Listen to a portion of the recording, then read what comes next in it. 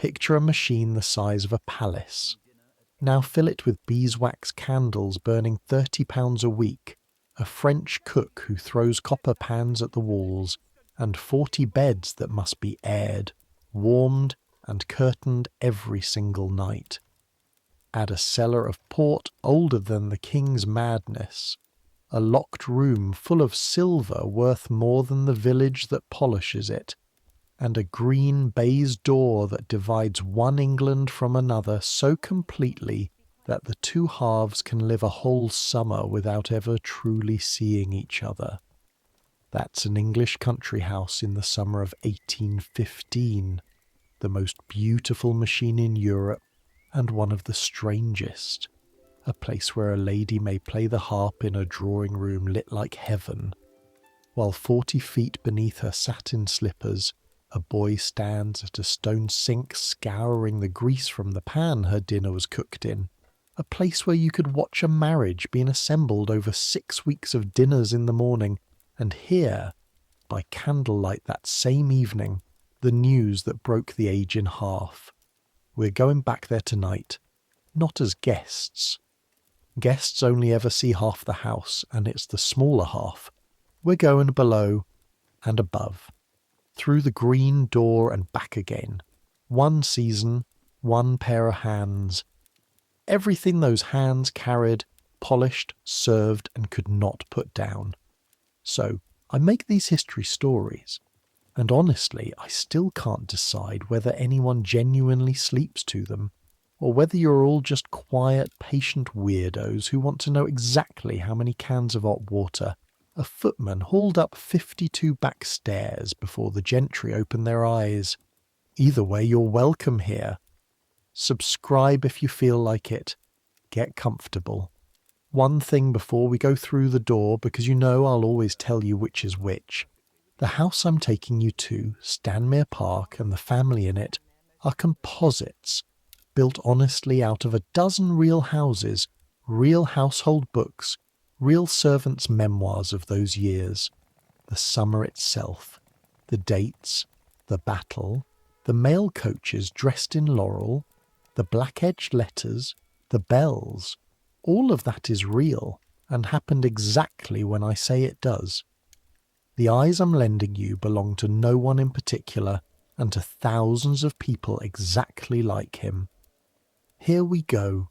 Your hands are black to the wrist, and it is not yet 5 o'clock in the morning. You're standing at a deal table in the boot room at the bottom of the back stairs, a single tallow candle guttering at your elbow, working blacking into the leather of a riding boot with a brush worn down to bristle stubs. The blacking is Day and Martin's, bought in London, thinned with vinegar, and it smells of soot and sour wine and something faintly sweet, like burnt treacle. It gets into the creases of your knuckles and under your nails, and it does not come out. Not for church, not for anything. The house above you is asleep. All of it.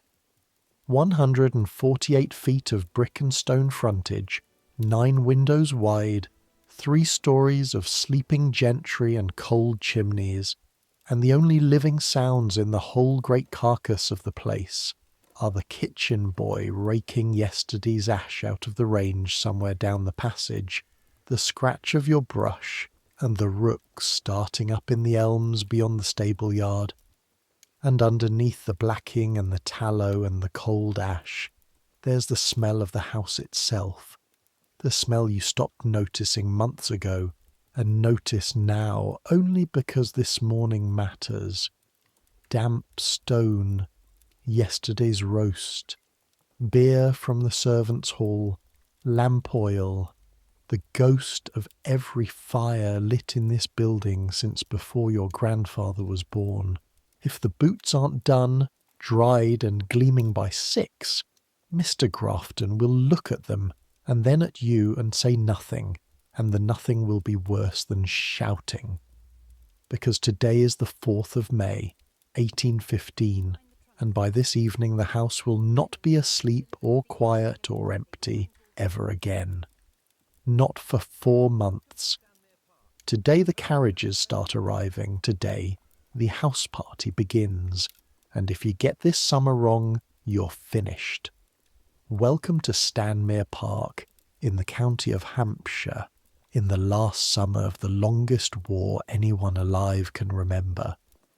Your name is Robert Marsh.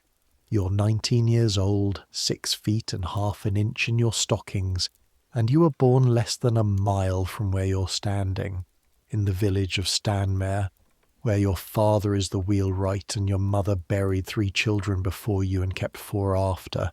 You came up to the great house at 14 as hall boy, which meant you were the lowest creature under this roof that wore shoes, and you scoured pots and carried coals and slept on a folding bed in a passage for 3 years until you grew tall enough to be looked at. That matters, the height. I need you to understand this about being a footman. You are hired for your body, not your mind, not your character, your inches and your calves. A matched pair of tall footmen is an ornament, like a matched pair of carriage horses, and a family is judged on both.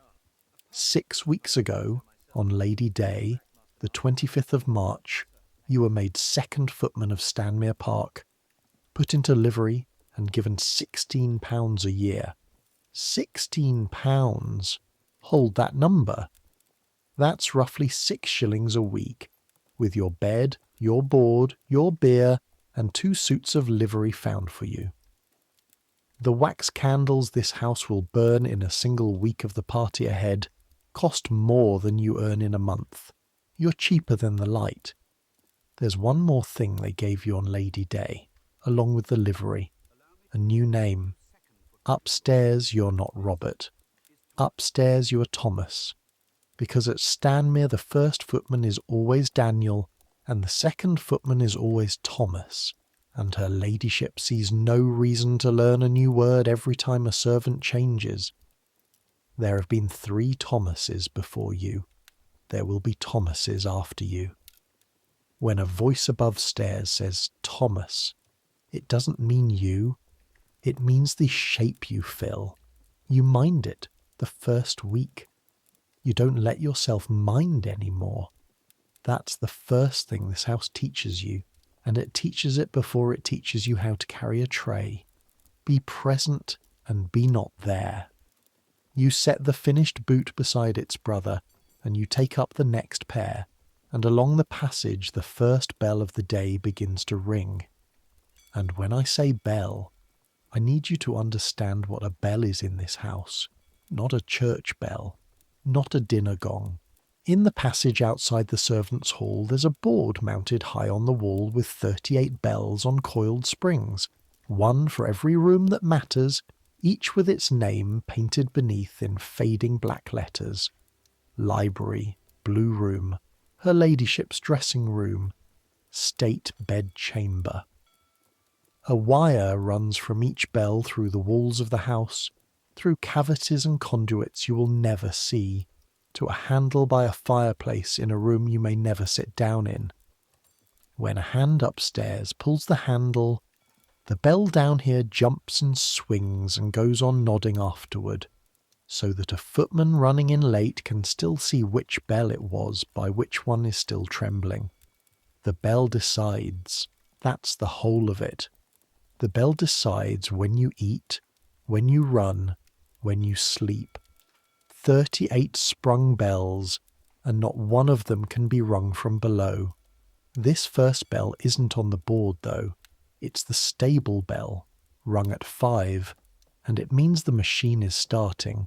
You hear the maids on the garret stairs before you see them, 4 of them coming down in the dark in their print dresses with their boxes of brushes and blacklead, going up the other way into the staterooms to rake grates, lay fires, and polish steel fenders so any guest can suspect that fires are laid by human beings.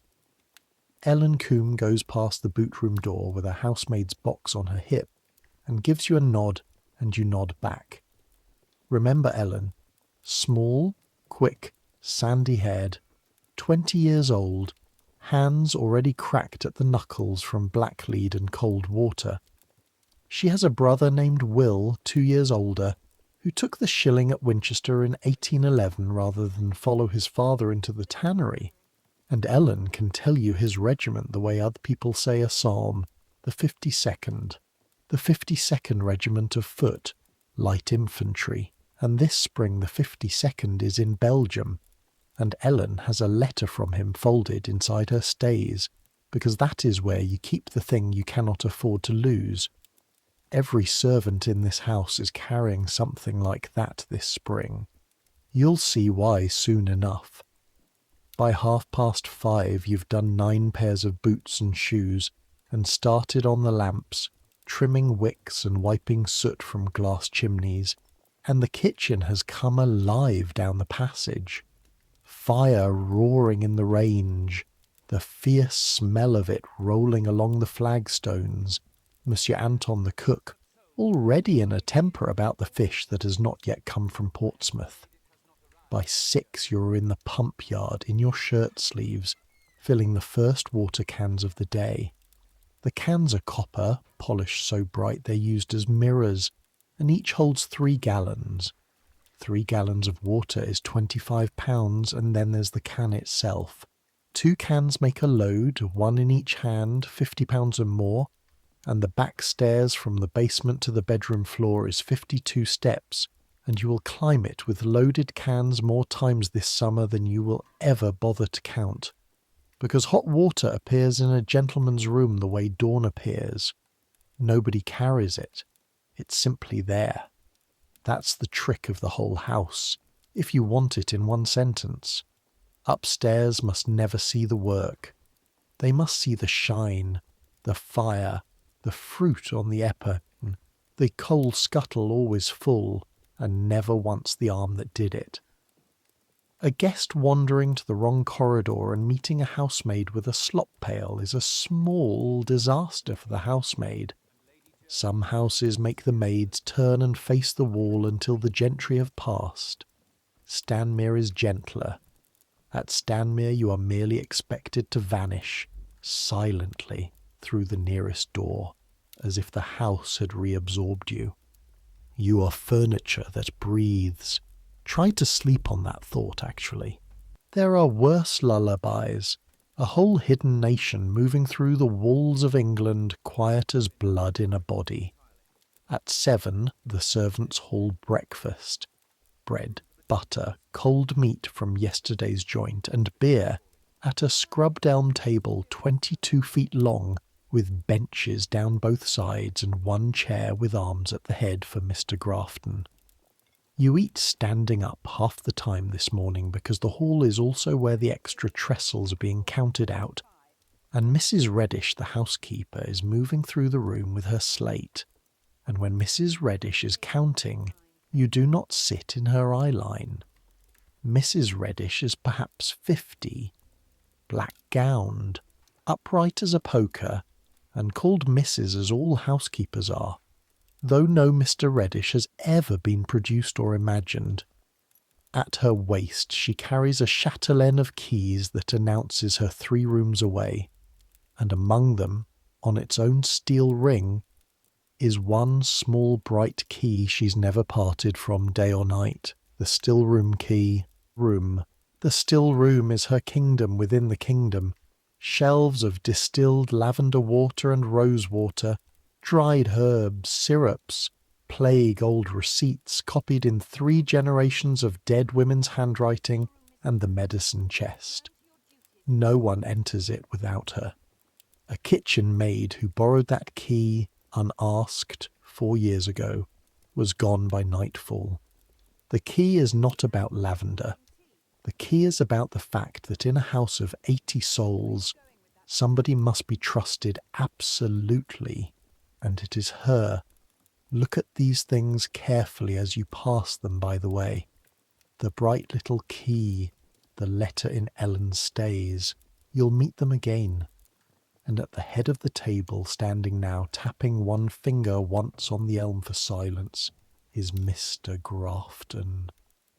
The butler of Stanmere Park is 61 years old, grey as a heron, and has served this family for 44 years, boy and man.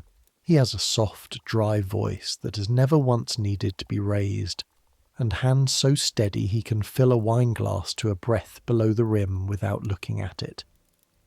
He sleeps in a small room beside the plate closet, with a loaded pistol on the shelf above his bed. Not because he is dramatic, but because the plate closet holds the good silver, and the good silver of Stanmere Park is worth more than every cottage in the village put together, and guarding it with his body is simply part of what he is for. Every night of his life, last thing, Mr. Grafton counts that silver.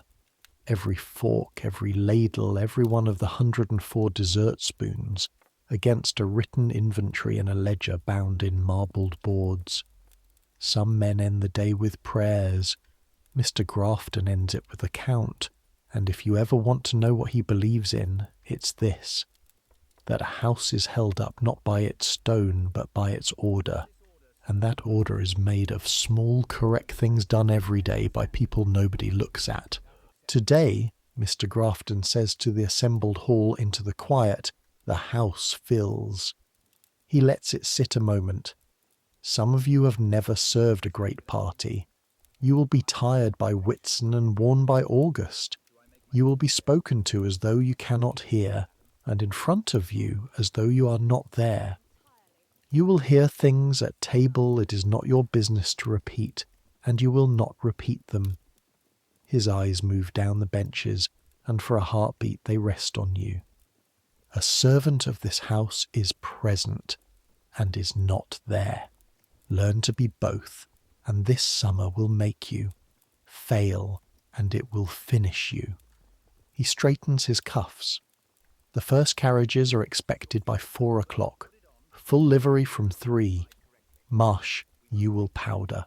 And that's how you learn that at 19, 6 weeks into your livery, you are to stand at the great front door of Stanmere Park this afternoon in silk stockings and powdered hair, in front of the quality of 3 counties where every mistake you make will be made in public.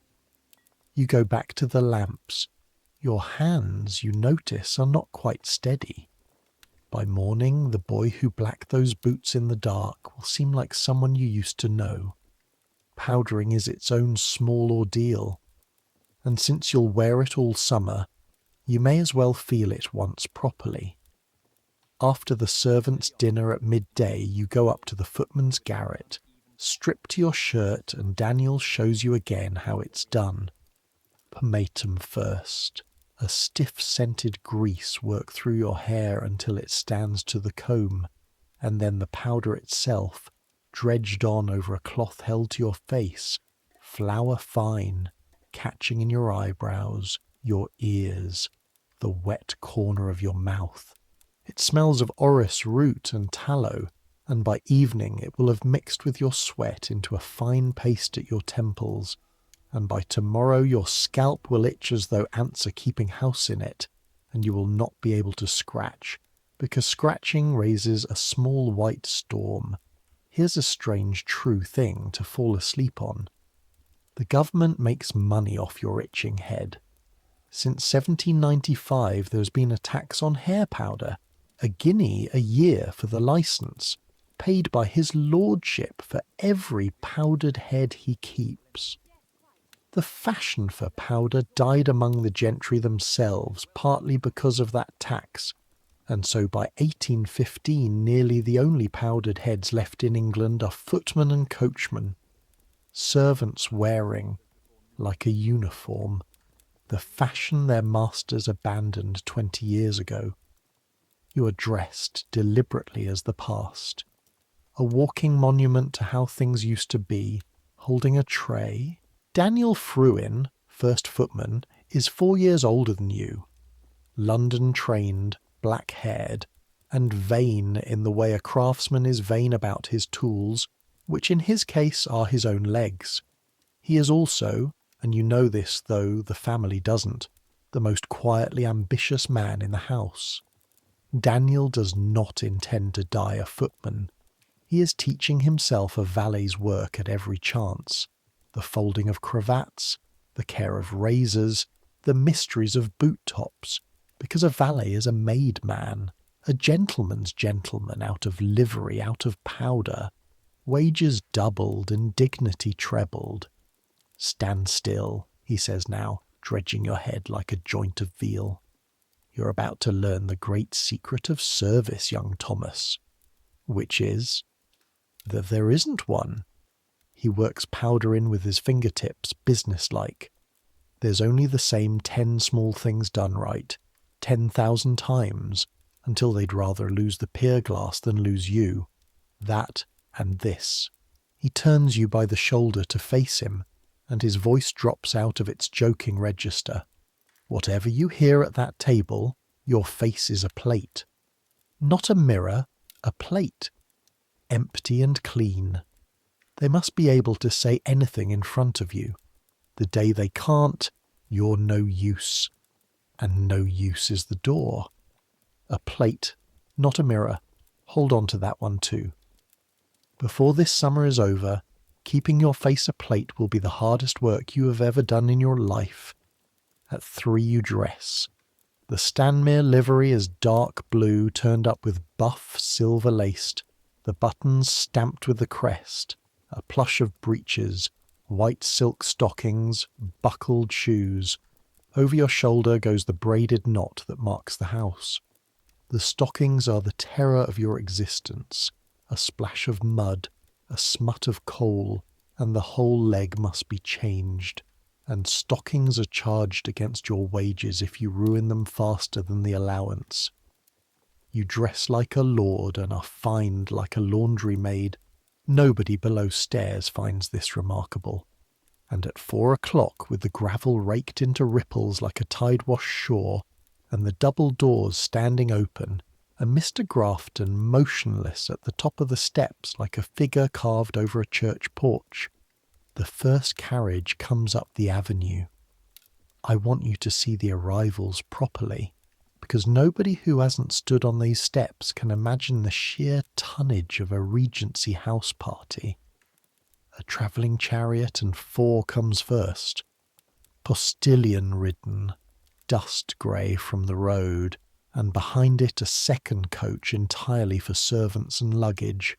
On the roof of both, strapped and corded, ride the Imperials, great flat leather trunks shaped to the roof of a carriage, and inside and behind and beneath are portmanteaus, band-boxes, hat-cases, a plate chest, a medicine chest, gun cases, dressing cases with silver-topped bottles, writing desks, a lady's saddle, and in one memorable instance later this month, a small harp in a wooden case like a coffin for a swan. One family's luggage for a stay of 2 months, and it will take you and Daniel and the odd man the better part of 2 hours to get it all up the back stairs, because not one corded trunk may cross the front hall carpet. And out of the first carriage, unfolding his gouty leg with a groan you can hear from the door, comes Lord Verrier. You will come to know this party like a family, so meet the principals now, as you met them, handing them down onto the gravel with your face a plate.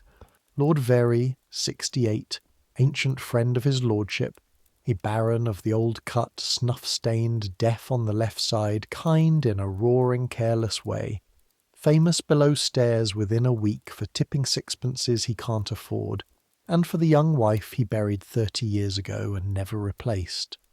With him travels his valet, Mr. Latimer, of whom more shortly, because Mr. Latimer is about to teach you how the world is ranked.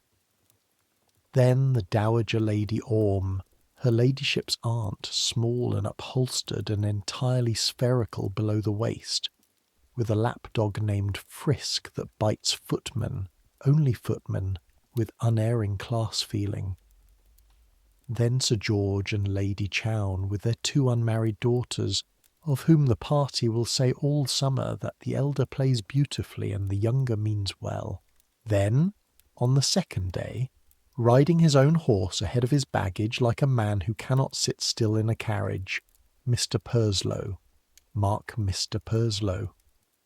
31, of Hartley Court on the far side of the county, 6,000 a year in land and funds, big-shouldered, red-faced, loud on the subjects of horses, drainage and the war, and possessed of a habit that makes every servant in the house despise him by Friday. He snaps his fingers. At table, in the hall, on the stairs, when he wants wine or his gloves or his horse, up goes the hand snap as a man calls a dog. He is not cruel. He has simply never once wondered whether the dog minds. Remember that about him, because Mr. Purslow is the one person in this story the summer will change almost beyond recognition. And then, last of the principals, arriving alone in a hired post-chaise with one small trunk and no maid at all, which below stairs is information as loud as a trumpet, comes Miss Grantham. Miss Harriet Grantham is 22, a distant cousin of her ladyship's, dark-haired, quiet-voiced, and poor.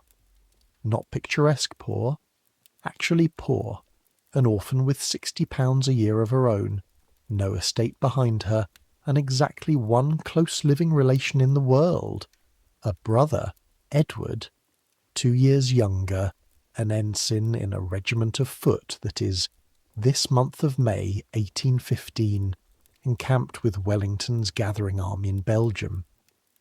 Everything that family still is rides in that boy's coat pocket.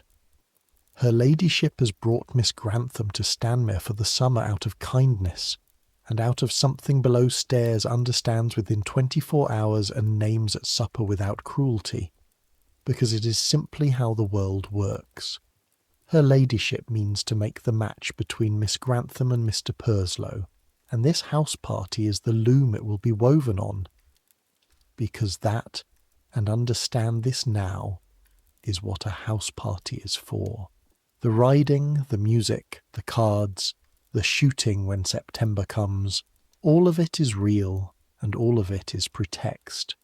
A great house in summer is an engine for arranging the next generation. London has its season for the same work, but the country house is where the finishing is done, where a man can be observed at breakfast for 6 weeks together, which, as her ladyship observes, is the light no fortune hunter can survive.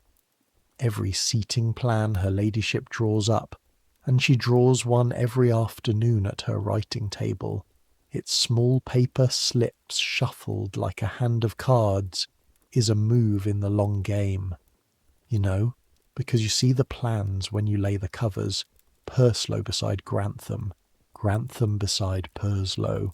Evening after evening after evening. Nobody asks Miss Grantham. That's not how the loom works.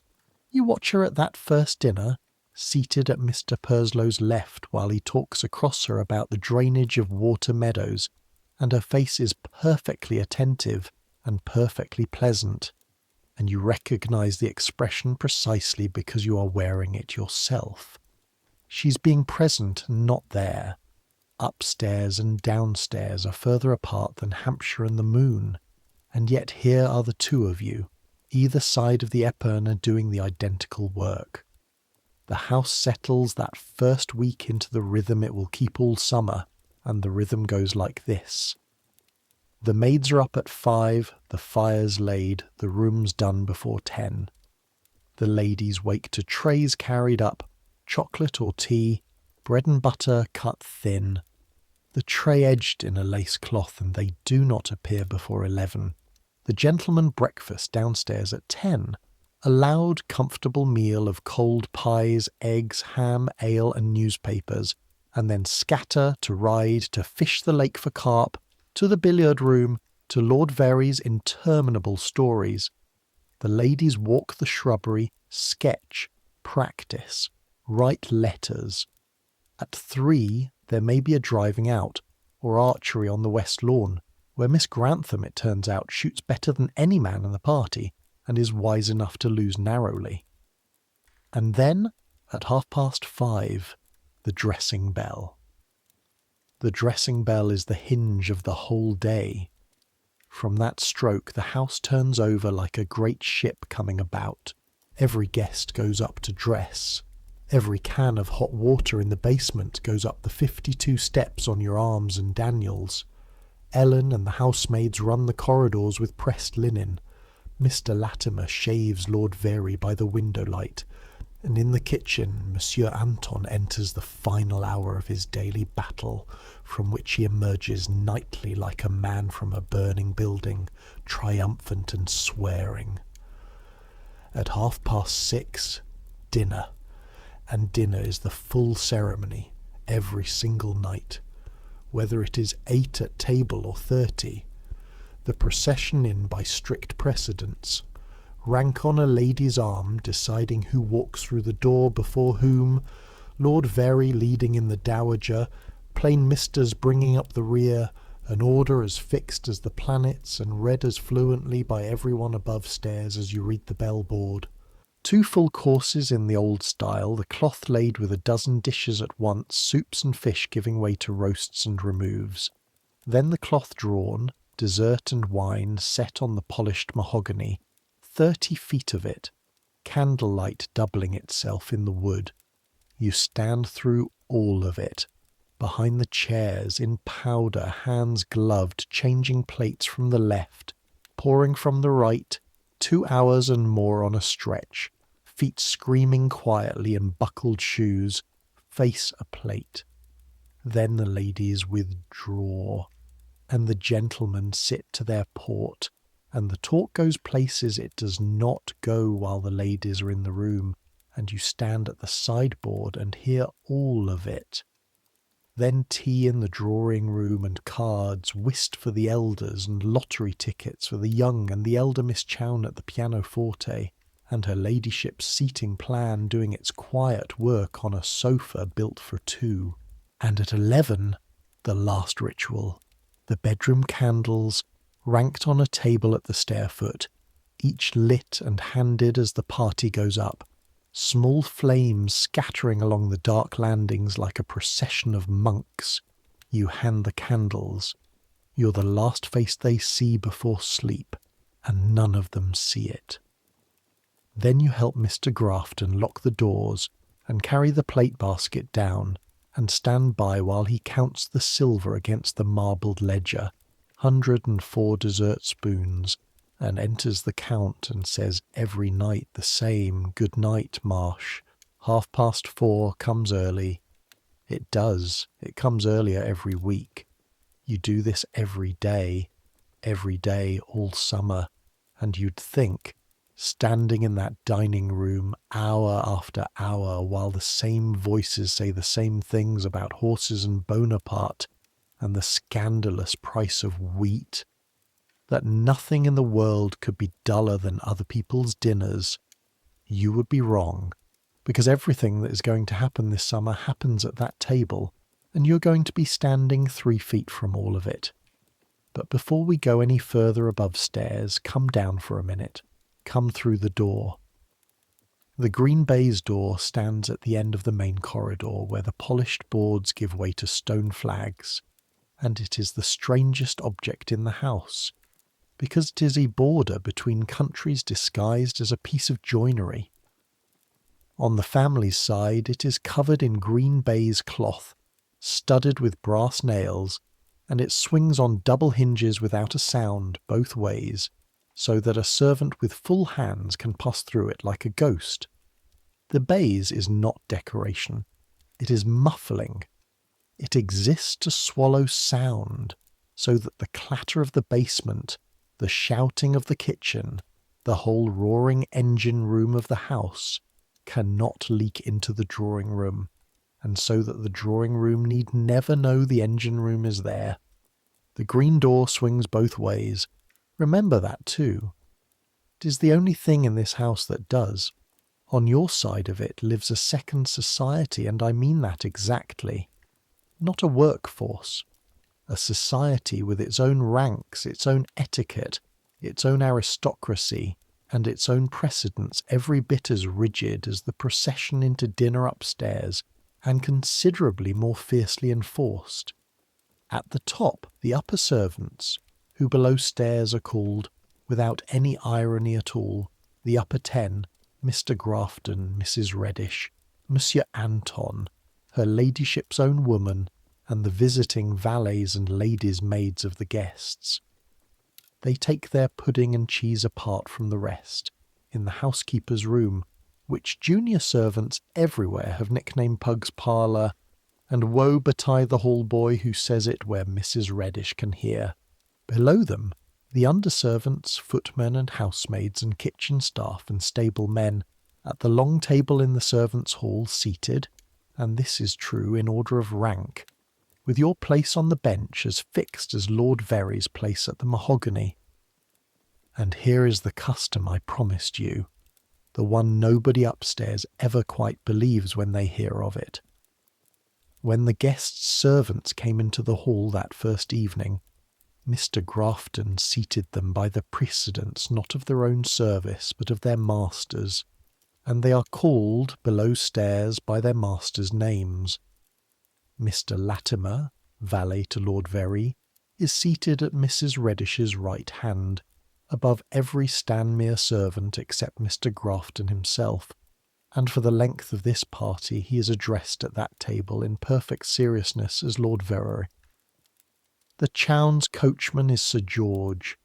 A visiting lady's maid is Mrs., with her mistress's name, whatever child of 19 she may be. The theory is simple. A servant carries the dignity of the house that keeps him. The rank comes down through the coat like heat through a poker. So on your side of the green door there are 2 Lord Verys in the house all summer, and the one below stairs, everyone privately agrees, is much the grander of the 2. The real Latimer inside the borrowed name is a smooth, silvery, careful man of 50, who has valeted his lordship for 26 years, seen every great house from Cornwall to the Highlands, and speaks 4 sentences an hour, each one worth the weight. It is Latimer who takes the measure of you in your first week, watching you work at the sideboard, and delivers his verdict to Daniel, who repeats it to you in the garret, glowing as if he'd been knighted. The boy waste no steps. From Latimer that is poetry, and it is Latimer who gives you the first of the summer's lessons that stick. One evening in mid-May you're cleaning plate at the pantry table, and he is sitting by with his glass of Mr. Grafton's second-best sherry, and you ask him, greatly daring, what the grandest house he ever served in was like. He considers the question in silence for the better part of a minute. Grander than this, colder. The family were fools. He turns his glass by the stem. Understand something, young man. We rise with our masters and we fall with them. His fortune is your wage. His good name is your character. His ruin is your ruin, and you will have had none of the pleasure of earning it. He takes the smallest sip in the history of sherry. So choose the coat you carry as carefully as they choose a wife. It is the same decision. You think at the time that this is just an old man being fine-sounding. By September you will know it was the plainest practical advice anyone gave you all year. Now, the post. I want to spend a moment on the post, because you cannot understand what's coming in June unless you understand what a letter is in 1815. There is no telegraph. There is no railway. News moves at the speed of a horse, and a horse moves at 10 miles an hour, and everything, love, death, victory, ruin, bank failures and battles and the fates of nations, everything arrives the same way, folded, sealed, and carried in a leather bag. The mail coach from London comes through the market town of Marden Cross, 4 miles off, in the small hours of every morning, and at 7 a groom rides in from Stanmere with the locked post bag and rides back with it by 9. The bag is leather, brass-locked, and there are 2 keys, one at the post office and one that lies beside his lordship's plate at the breakfast table, and the opening of the bag is the true beginning of the gentry's day. Conversation stops for it. His lordship unlocks it, sorts the letters with 2 fingers, and deals them down the table like a whist hand, and every face in that room watch them. Every face performs indifference while the eyes count the covers. Because a house party is a colony of exiles, everyone at that table has left their real life somewhere else, in London, in Ireland, in a nursery, in a regiment, and once a day, for 1 minute, the real lives come through the door in a bag. Postage, you should know, is expensive and paid by the receiver, not the sender, priced by distance and by the sheet. A single sheet letter from London cost the better part of a shilling. From Belgium, with the packet crossing, more, which is why the franc matters. A peer of the realm, and his lordship is one, may send letters free by writing the address in his own hand and signing his name across the corner of the cover. Free, where a poor man pays a day's wage. It is one of the quietest privileges of rank in England, and one of the most used.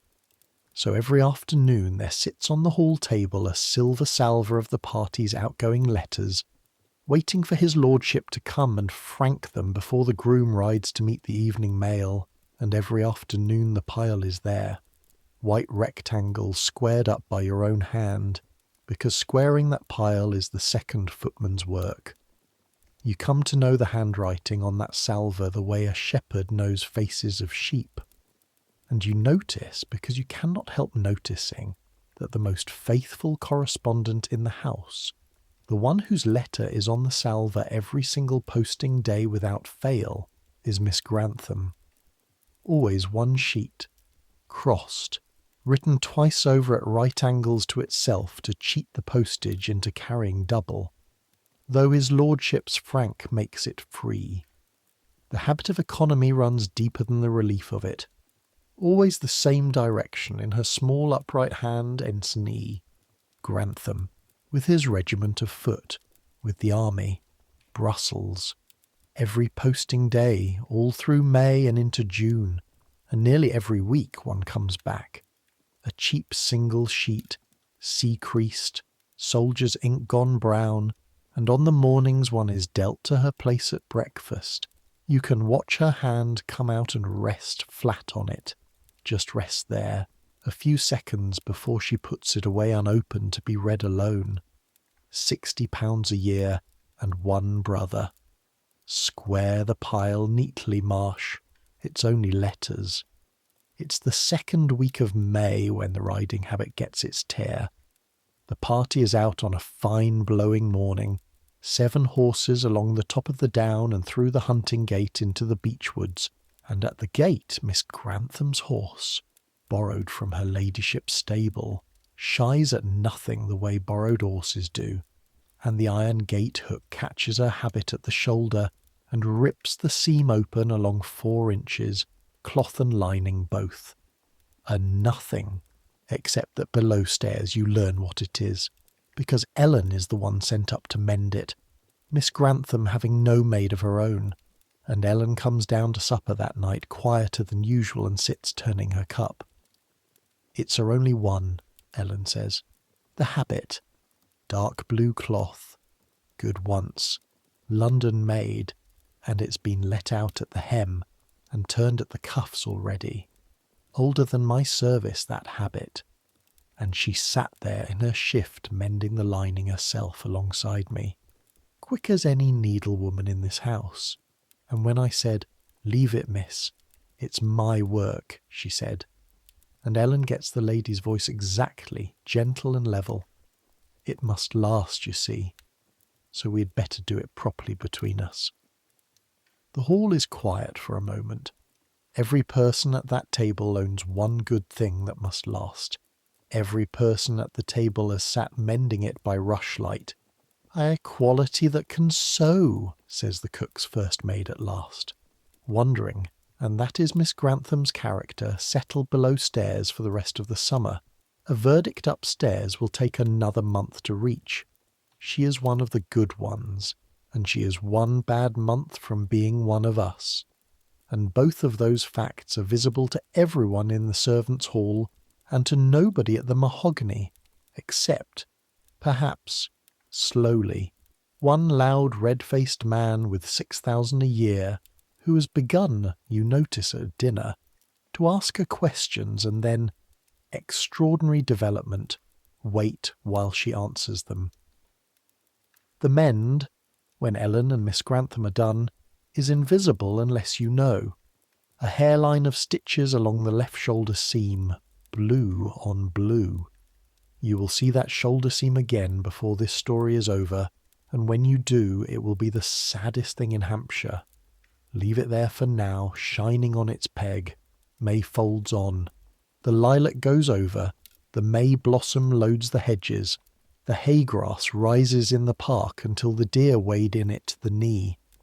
2 more families come, 1 goes, the harp in its swan coffin arrives, and is carried up by 4 men with Monsieur Anton, offering tactical advice in French from the doorway.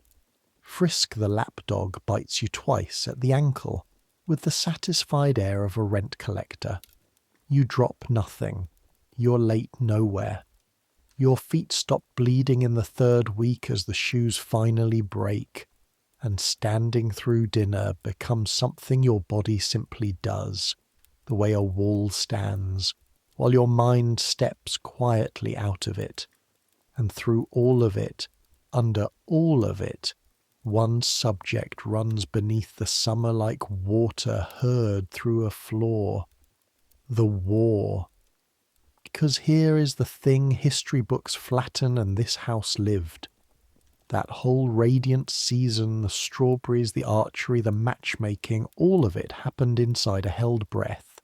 In March, Bonaparte had come back from Elba, walked into Paris without a shot on the 20th, and put on the crown again like a man taking back a coat.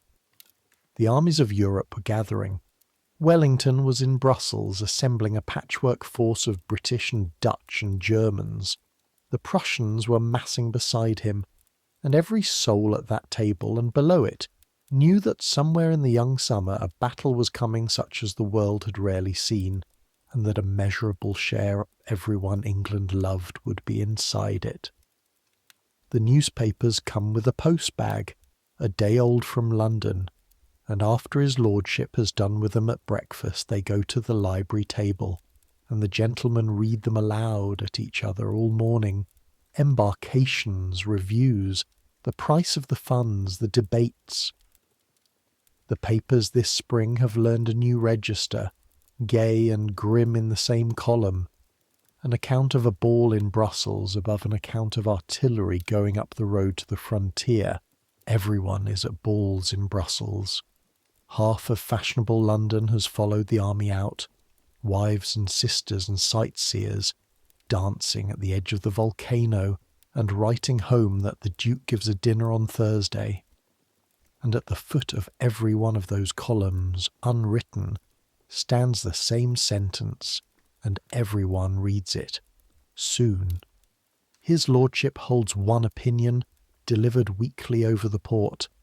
It will be one great action, and it will settle Europe for 50 years.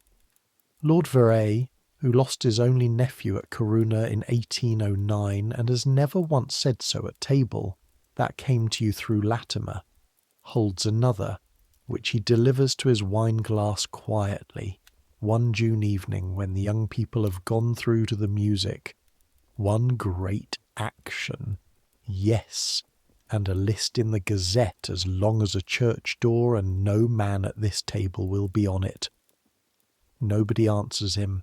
In the drawing-room, through the double doors, the elder Miss Chown is playing something with a great many runs in it, and Mr. Purslow is turning the pages for Miss Grantham's sister performance to come, and the candles are doubling themselves in 30 feet of mahogany, and you stand at the sideboard with the decanter, present and not there, listening to an old man tell the truth to a glass of port. Soon. You square the letters.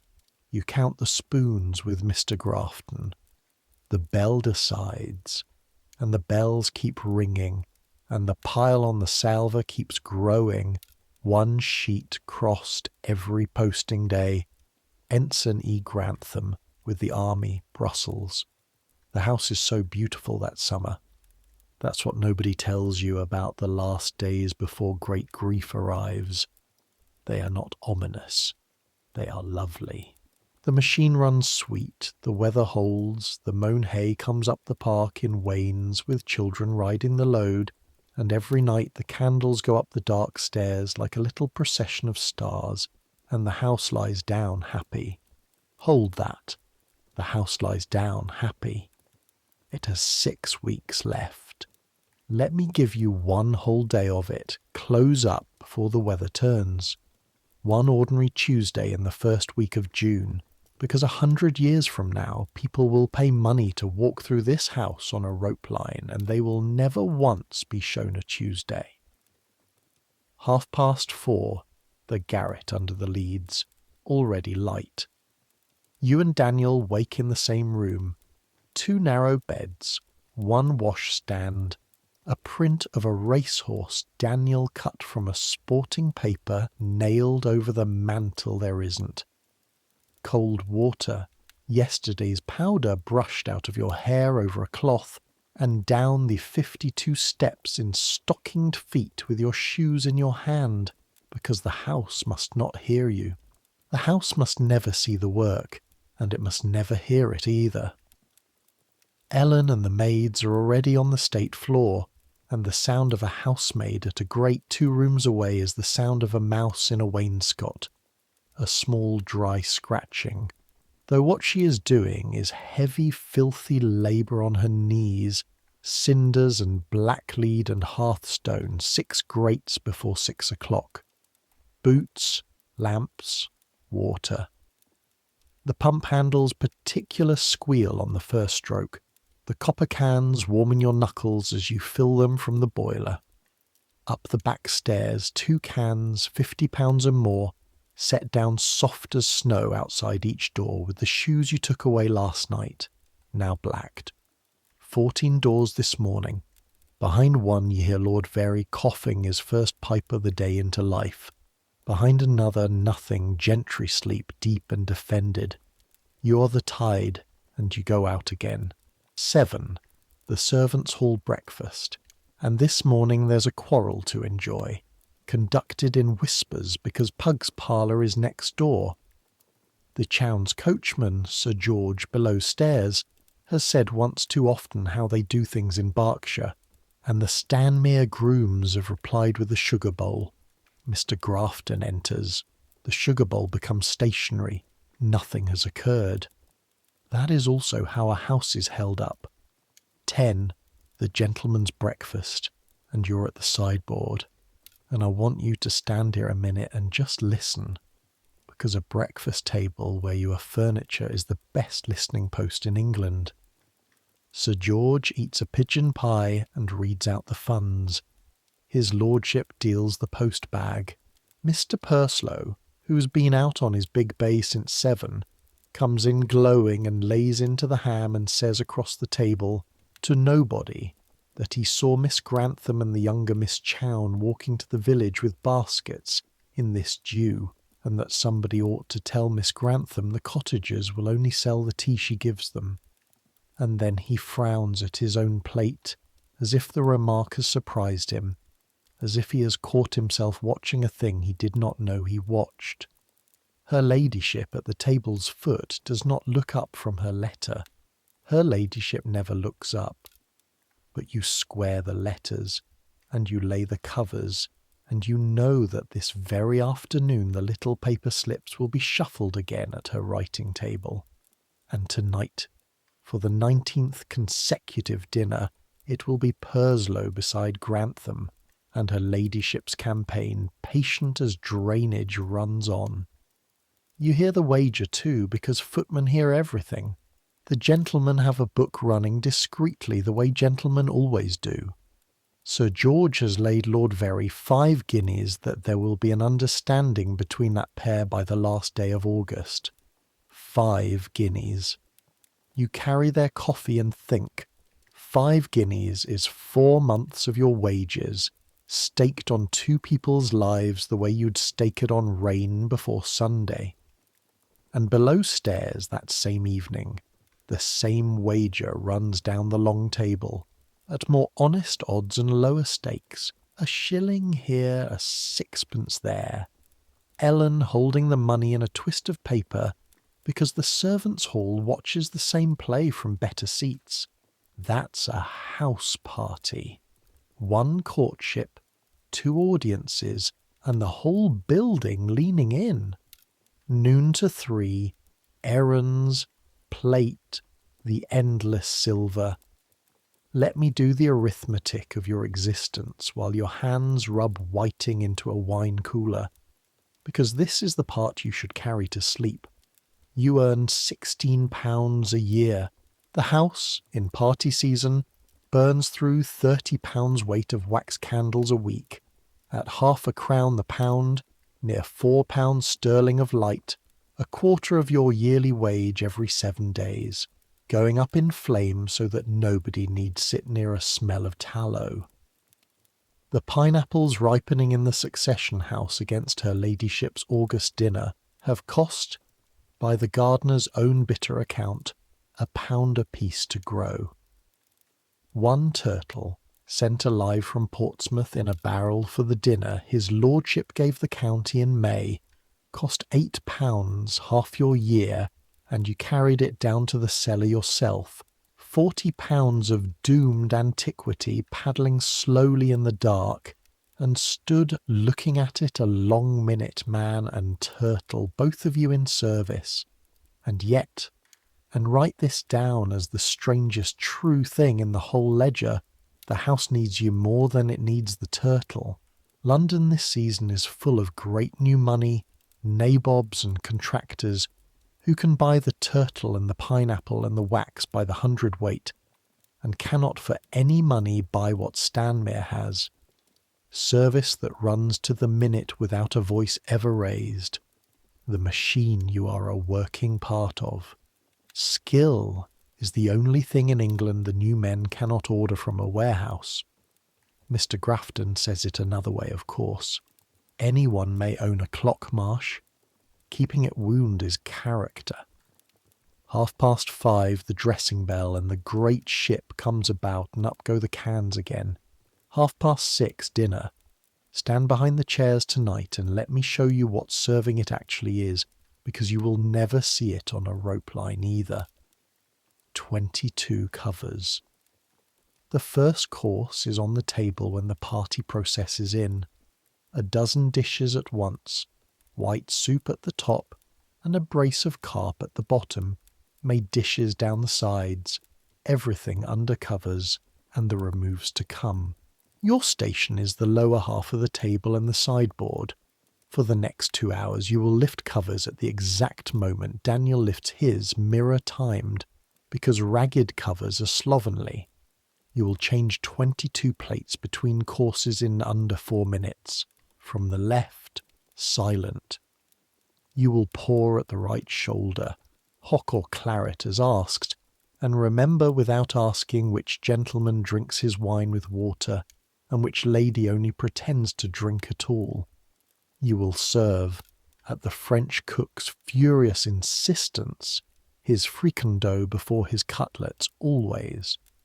You will keep count of who's been helped to what, so that a dish is never offered twice, and you will do the whole of it without your shoes making one sound on the floor, without your breath being heard, without your eyes ever once resting anywhere, while your feet, 4 hours powdered and buckled by now, burn quietly like banked fires, and the table will talk through you as if you were glass. This is the part I can't teach you until you've felt it. The dowager, 2 feet from your hands, discusses the exact degree of Miss Grantham's poverty in front of Miss Grantham, in the serene certainty that servants do not signify. That speech in front of you is speech in private. Sir George tells a story about a footman, the point of which is that footmen are fools. To a footman, holding out his glass to the footman as he reaches the point, and you fill it at the laugh. Mr. Purslow's fingers snap up the table twice. wanting the mustard that is 8 inches from his hand. Your face is a plate. Your face is a plate. Your face, Marsh, is a plate. And then, at the turn of that same dinner, between the courses, while the cloth is clearing and the room loosens its stays for a minute, something small happens that you will remember all your life, the way you remember which stair creaks. Miss Grantham, reaching back as you draw her plate so slightly that no one at the table could see it, steadies the plate's edge against the tilt of your loaded arm, balances it 1 second till your grip is sure. A nothing, a reflex of a girl who has cleared her own table in her time. But it is the first time all summer that a hand on the other side of the china has admitted you are there, and you go down the passage with the tray afterward past the bellboard and are astonished to find your throat aching. The green door swings both ways. Nobody uses it from that side. Once in a summer somebody's hand does. Ladies out, port down, candles up, whist and the harp, at last unpacked, and Miss Grantham plays it in the long drawing room while the light dies over the park, some old air with a falling figure in it, and the room goes quiet the way rooms only go quiet for the real thing, and you stand at the wall with the tea tray and watch Mr. Purslow not moving, a big red-faced man sitting absolutely still, watching a poor girl play a borrowed harp with the first entirely undefended expression you have ever seen him wear. Below stairs the wager money shifts decisively that night. Even the Berkshire coachman puts in 11. The bedroom candles, the small flames going up the dark, good nights called soft along the landings, the doors barred, the lamps out, the plate counted, 104 spoons, the ledger closed. Good night, Marsh. 4:30 comes early. Down the passage the bellboard hangs silent in the last candlelight. 38 bells asleep on their springs. You bank the hall fire and stand a moment, dead on your feet, in the empty kitchen with its scoured coppers ranked by size on the wall like moons in order. And through the high barred window comes the smell of the June night, hay and roses and horse, and somewhere up in the dark 40 people are asleep on your day's work, and tomorrow you'll do every part of it again. The same as yesterday, the same as tomorrow, the same you'd swear forever. 11 days later, the world ends and begins again in 3/4 of an hour, and the first you know of it is laurel leaves on a mail coach. But first, the ball. Her ladyship has been building it for 3 weeks. A midsummer ball at Stanmere, the county invited, the long saloon cleared of its furniture, and it falls on Thursday the 15th of June. Understand what a private ball asks of a house. The saloon is 60 feet by 30. Its floor must be dry scrubbed, then chalked. An actual craftsman down from Winchester on his knees, a full day chalking garlands, and the Stanmere crest across the boards. A day's art for the dancers' slippers to erase by midnight. Partly to be splendid, and partly because chalk is what keeps leather soles from going out from under a girl at the top of her speed. 200 extra wax candles go into the chandeliers and sconces, a full quarter's wages hanging burning over one night. The musicians come out from Winchester, 5 of them. Monsieur Anton builds a supper that does not stop arriving, a cold collation of fowls and hams and raised pies, jellies like cathedral glass, syllabubs, a pyramid of the first cherries, white soup at midnight, and lobsters brought up from Portsmouth packed in seaweed, because nothing says a great house like the sea served 70 feet above the sea's own valuation. And at 9 o'clock the county pours in, and for 6 hours Stanmere blazes like a lamp in the middle of dark Hampshire, and you see what the machine is for. This. 30 couples going down a country dance the length of that chalked floor, the windows thrown up to the June night, moths coming in to die splendidly in the sconces, the old people at cards in the library, the chaperones ranked along the wall with the vigilant serenity of gun crews, and the sound, this is what you'll remember. The sound rolling down the corridor and through the green baize door, which swallows it to a murmur, so that in the kitchen it is only a kind of weather overhead, and the scullery maid, 14 years old and elbow deep in lobster shells at 1 in the morning, dances 2 steps of it by herself on the wet flags, holding a dishclout, and Mrs. Reddish sees her and does not stop her. You're on the door of the saloon all night with a tray, and so you're watching, in the plate-faced way you now watch everything, at the exact moment near midnight when it happens. The dance ends, the couples break, and Mr. Purslow leads Miss Grantham out of the line, flushed and laughing, to the open window for air, and there, before the whole county, and never noticing the county exists, bends his big head down and says something briefly, gracelessly, like a man getting a fence, and stops, appalled at himself, and waits. You cannot hear it. You don't need to. Every chaperone along that wall could read the sentence off his back. Miss Grantham goes still, and looks up at him for a long moment. 3, 4 seconds, an eternity in a ballroom, with an expression you know and cannot place, and then you place it. It is the way Ellen looks at the letter in her stays. The look of someone holding one thing that must last, being offered a second thing, and being afraid of the arithmetic. And she answers quietly at length, and his face does not fall, and does not win. Below stairs at the servants' supper afterward, the intelligence is assembled from 4 witnesses like a dispatch. Not an acceptance, not a refusal. She has asked him for time. There is a brother, she's understood to have said, in Belgium.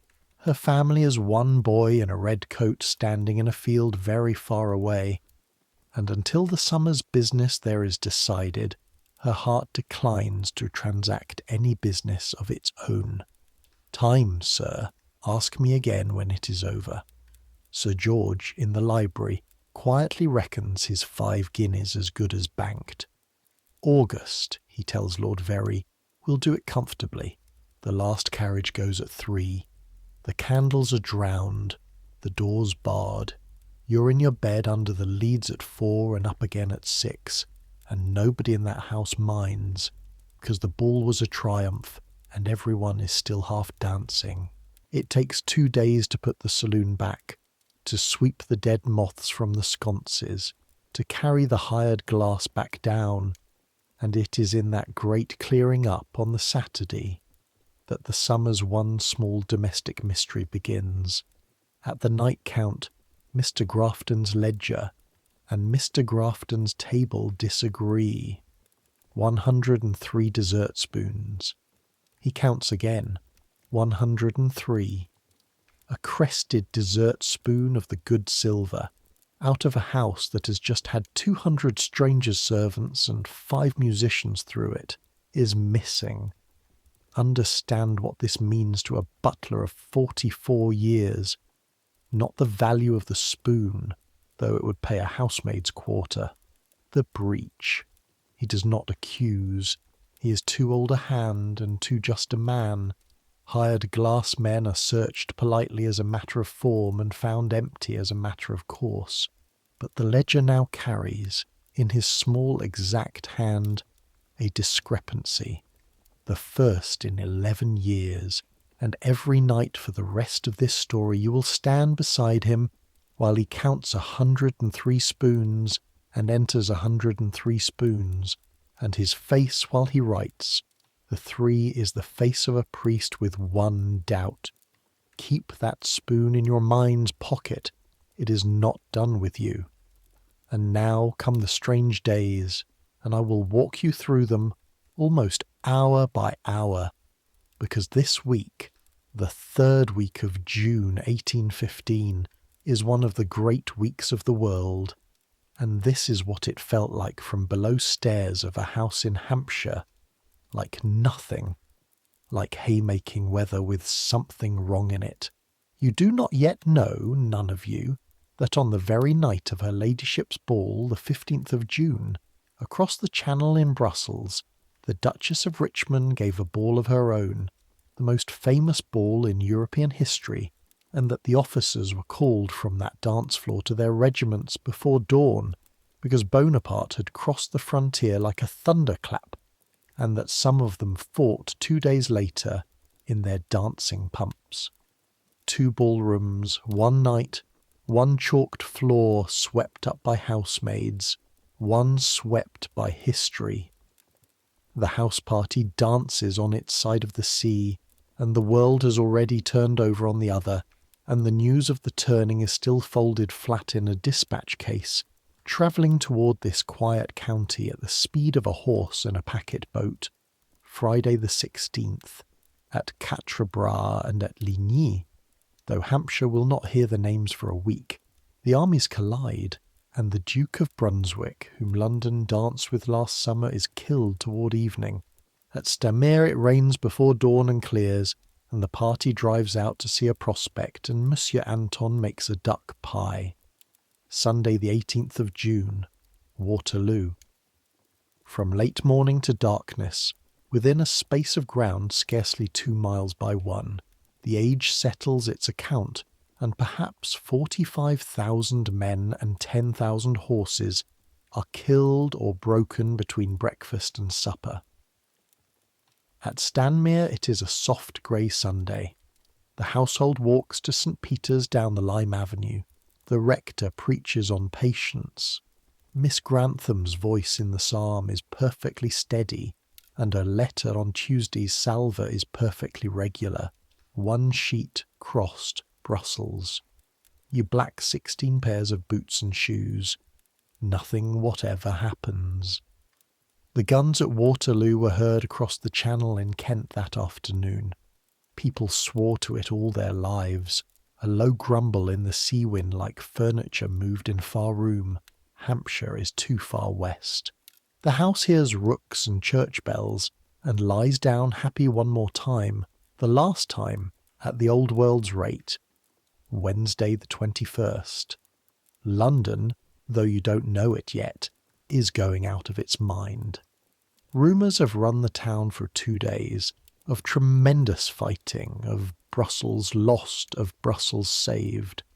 The funds swing like a hanged man, and at 11 at night a dusty chaise and 4 comes up through the West End, with 2 captured French eagles sticking out of the windows, and Major Henry Percy, still in the boots he wore at the battle, lays Wellington's dispatch and the eagle standards at the feet of the Prince Regent at a party in St. James's Square, and the word begins to spread outward from that drawing-room like fire in dry grass.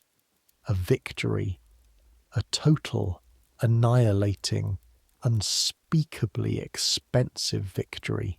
Thursday the 22nd, the Gazette Extraordinary, the official account with the dispatch printed whole, is out in London, and the mail coaches leaving the General Post Office that night are dressed, by post office custom on great victories, with laurel branches and flags, oak leaves and ribbons on the harness.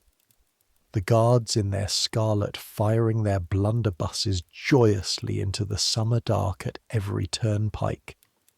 And as those coaches go down the great roads at 10 miles an hour through the sleeping counties, they are the news, visible, audible, a rolling proclamation, and behind them in every market town the bells begin.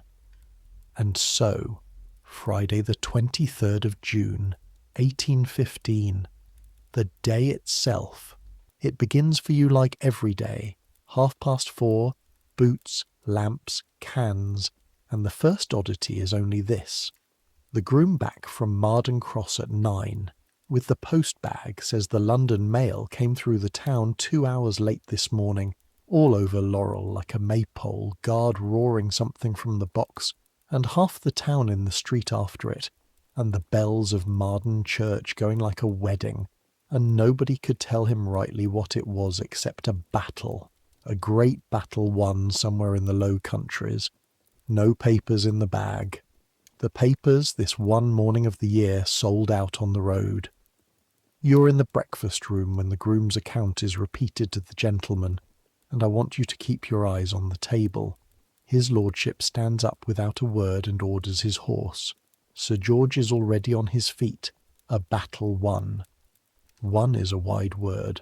Every man in that room has the same two thoughts in the same order, victory and the lists, and not one of them says the second thought aloud, because along the table, very straight in her chair, her hand flat on a 9-day-old letter, sits Miss Grantham, and beside her, having appeared at breakfast uncharacteristically early, Mr. Purslow, who does not snap his fingers this morning, but says in a voice you have never heard him use, that he will ride into Marden Cross himself directly and bring back whatever print or paper is to be had in the town, if Miss Grantham would find that a service.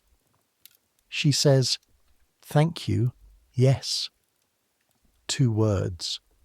The house party has become one taut string, and the whole day hums on it. The gentlemen ride to the town and are gone for hours. The ladies sit with work in their laps in the morning room and do not work. The dowager reads sermons with the book upside down for a full quarter hour, and her ladyship, walking the terrace, is seen to stop and stand quite still for a while, facing the London road before resuming with her usual step. Below stairs it is no different, only honester. Ellen drops a chamber candlestick on the flags and bursts into tears at nothing, at the noise, and is not scolded, because the 52nd is in Belgium, and everybody knows it, and Mrs. Reddish, without one word, makes her sit and puts sweet tea in front of her in the good housekeeper's room china. The bells of Stanmere village start at noon.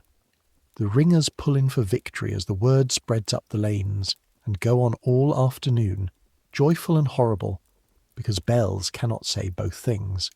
They can only say loud.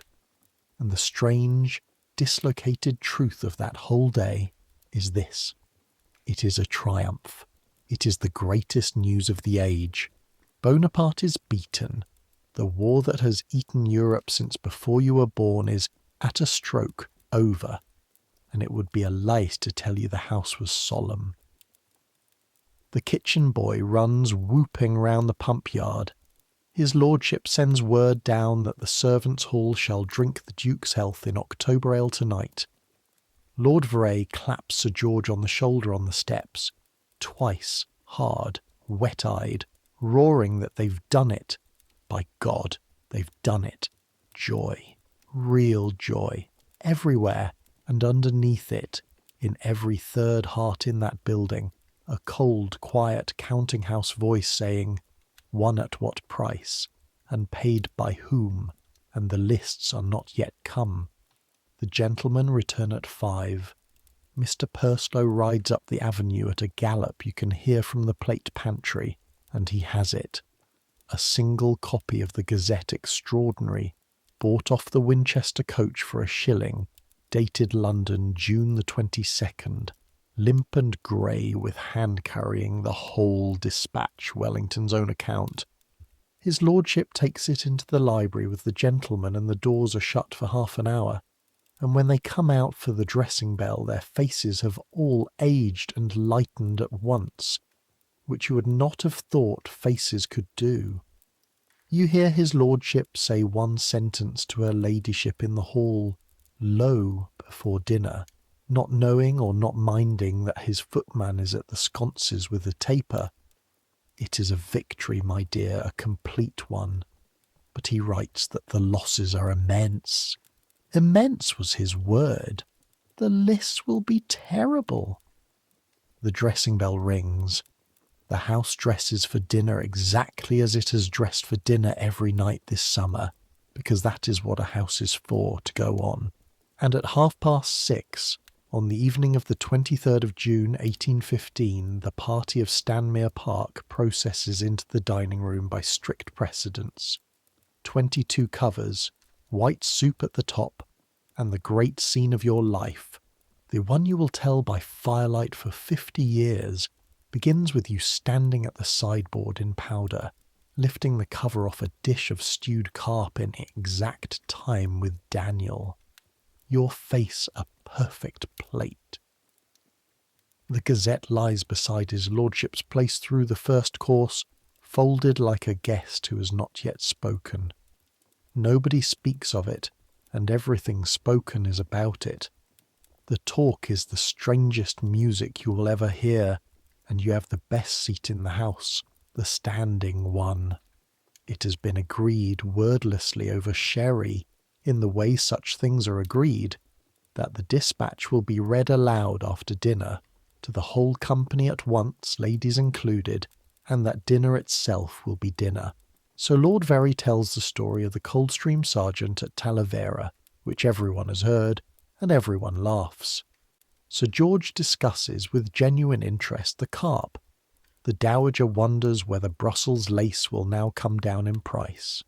Her ladyship keeps the ends of 6 conversations off the ground at once like a juggler, and the candlelight lies doubled in the mahogany, and the covers ring softly, and the whole table performs, with the discipline of a regiment, the sacred English position that nothing is happening, tonight of all nights, when everything has.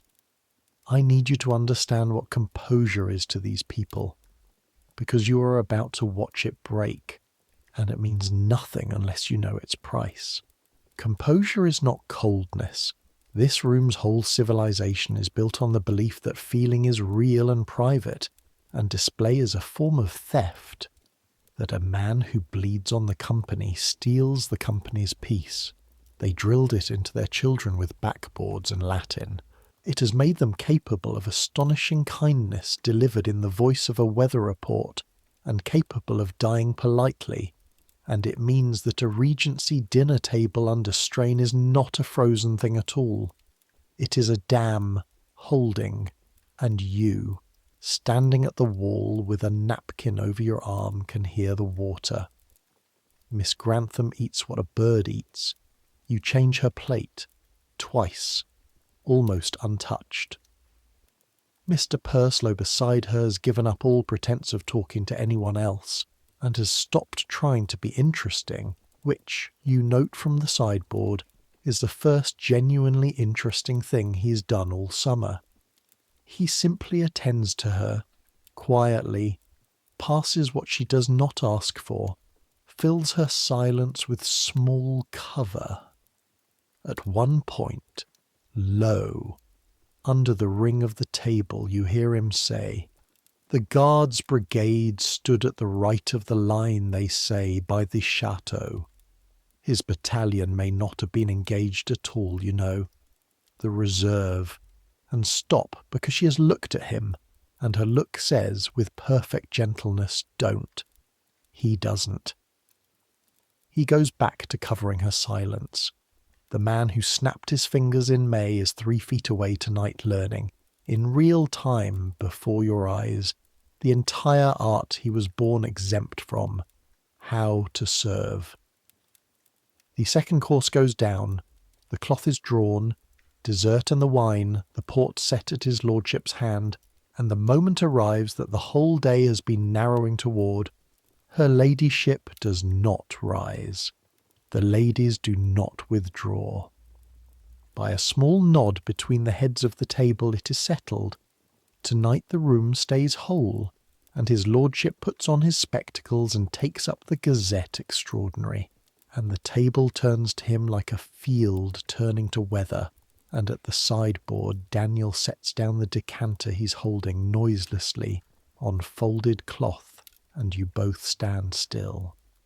Even the service stops for this. Nothing at Stanmere has stopped the service all summer. To Earl Bathurst, his lordship reads, Waterloo, the 19th of June, 1815.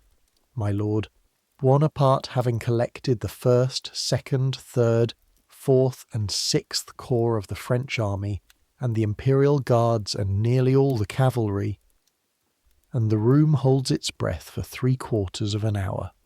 You will remember odd fractions of it forever, the way one remembers a fever.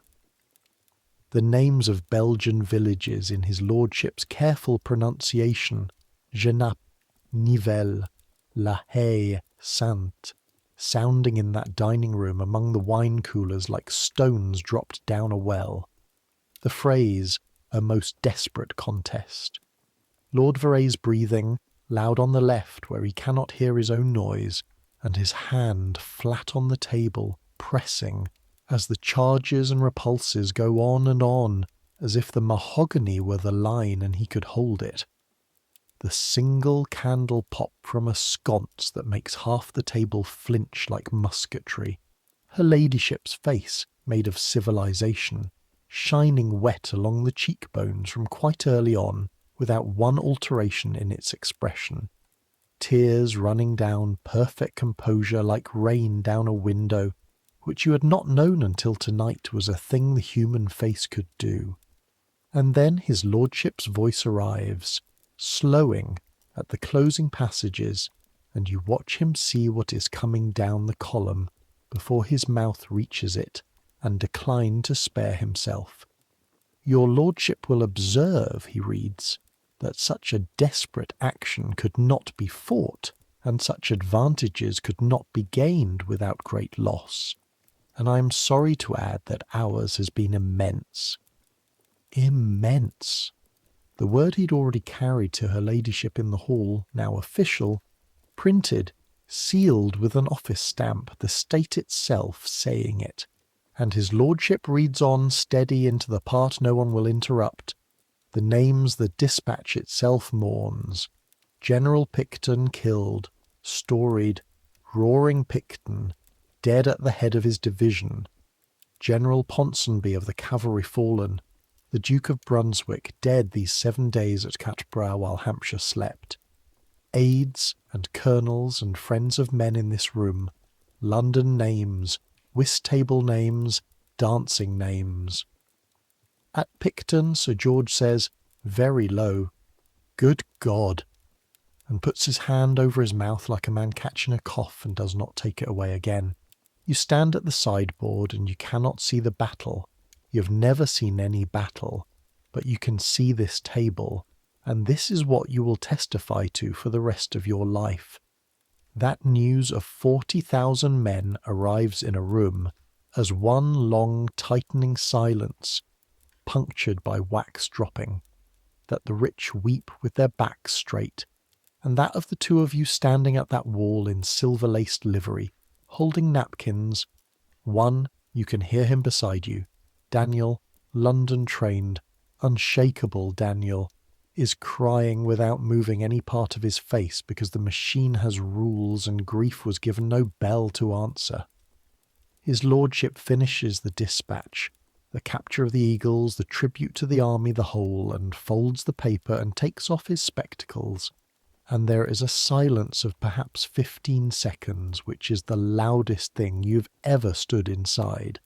Then he rises, and the table rises with him, chairs going back over the carpet in one soft thunder, and he lifts his glass and gives it in 4 words, the Duke, the army, and the company drinks, and as they set down their glasses, old Lord Verrey, still standing, adds in his deaf man's roar, meaning to whisper, breaking exactly as much as that room could bear, and no more, and the boys, God bless them, all the boys, and drinks alone, and sits down heavily, and blows his nose like a trumpet, and it is permitted because he is old, and because he said it for everyone. It is at that moment, in the general resettling under the scrape of chairs, that Miss Grantham stands, quite quietly. Nothing theatrical, the opposite, a girl gathering herself to leave a room invisibly. And the room, superbly, lets her, her ladyship touching her wrist 1 second in passing, Nobody so vulgar as to watch her go. 21 people mercifully studying their glasses. Only 2 people in the dining room look full at her, because only 2 are invisible enough to dare. You at the door, which it is your office to open. You open it. And for the second time that summer, the other England looks straight at you. White to the lips, dry-eyed, upright as Mrs. Reddish. 8 days of not knowing ahead of her and a folded regularity of letters in a drawer upstairs, addressed in a boy's hand, and as she passes through the doorway you hold, she says so low that only the door and you receive it, and to which of the 2 of you she says it you will never decide. Thank you. Then she is gone up the dark stairs, alone, without a candle, and you close the door on the wine and the talk beginning again behind you, soft and broken, and stand in the empty hall a moment, and the bells of Stanmere village are still ringing victory out over the hayfields, joyful and horrible, and will not stop till midnight. The party breaks up early, cards not proposed. Music is not thought of. The harp stands in the corner of the drawing room with its cover on like a shrouded mirror. The bedroom candles go up at 10, a subdued procession of small flames, goodnights barely voiced along the landings, and Mr. Purslow is the last to take his light, and stands holding it at the stair-foot a long minute, looking up into the dark of the house where she went, with his jaw working like a man doing hard sums, and then looks abruptly at you, actually at you, the first time all summer, and says, hoarse, as if you shared something, and you do. Long day, Thomas, and goes up. Below stairs, the October ale his lordship sent stands drunk and undrunk in equal measure down the long table. The health was given, the Duke, and the hall drank it, and meant it, and then sat quiet in 2s and 3s. Ellen has gone up to her garret with 2 of the maids to sit with her, and the twist of paper with the wager money in it stays in her box, untouched, nobody having the appetite. Mrs. Reddish moves down the table with the teapot herself, filling cups unasked, saying to no one in particular once, in the voice of a woman stating the terms of a contract, "There'll be lists. We'll know soon enough. Until then, nobody in my hearing buries anybody." And Mr. Grafton counts the plate. Of course he does. This night above all nights. You stand beside him in the pantry, taper burning, and watch the old steady hands lay out the forks in their felt-lined drawers, and the count comes right.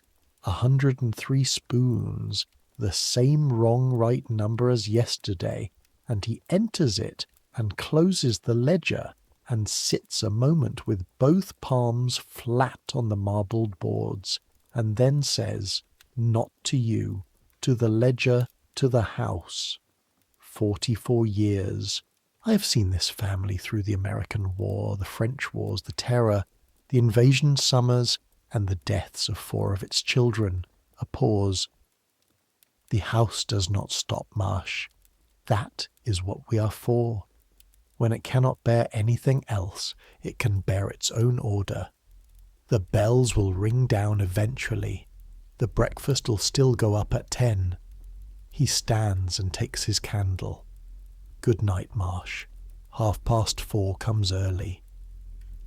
That night is the first time all summer you cannot sleep.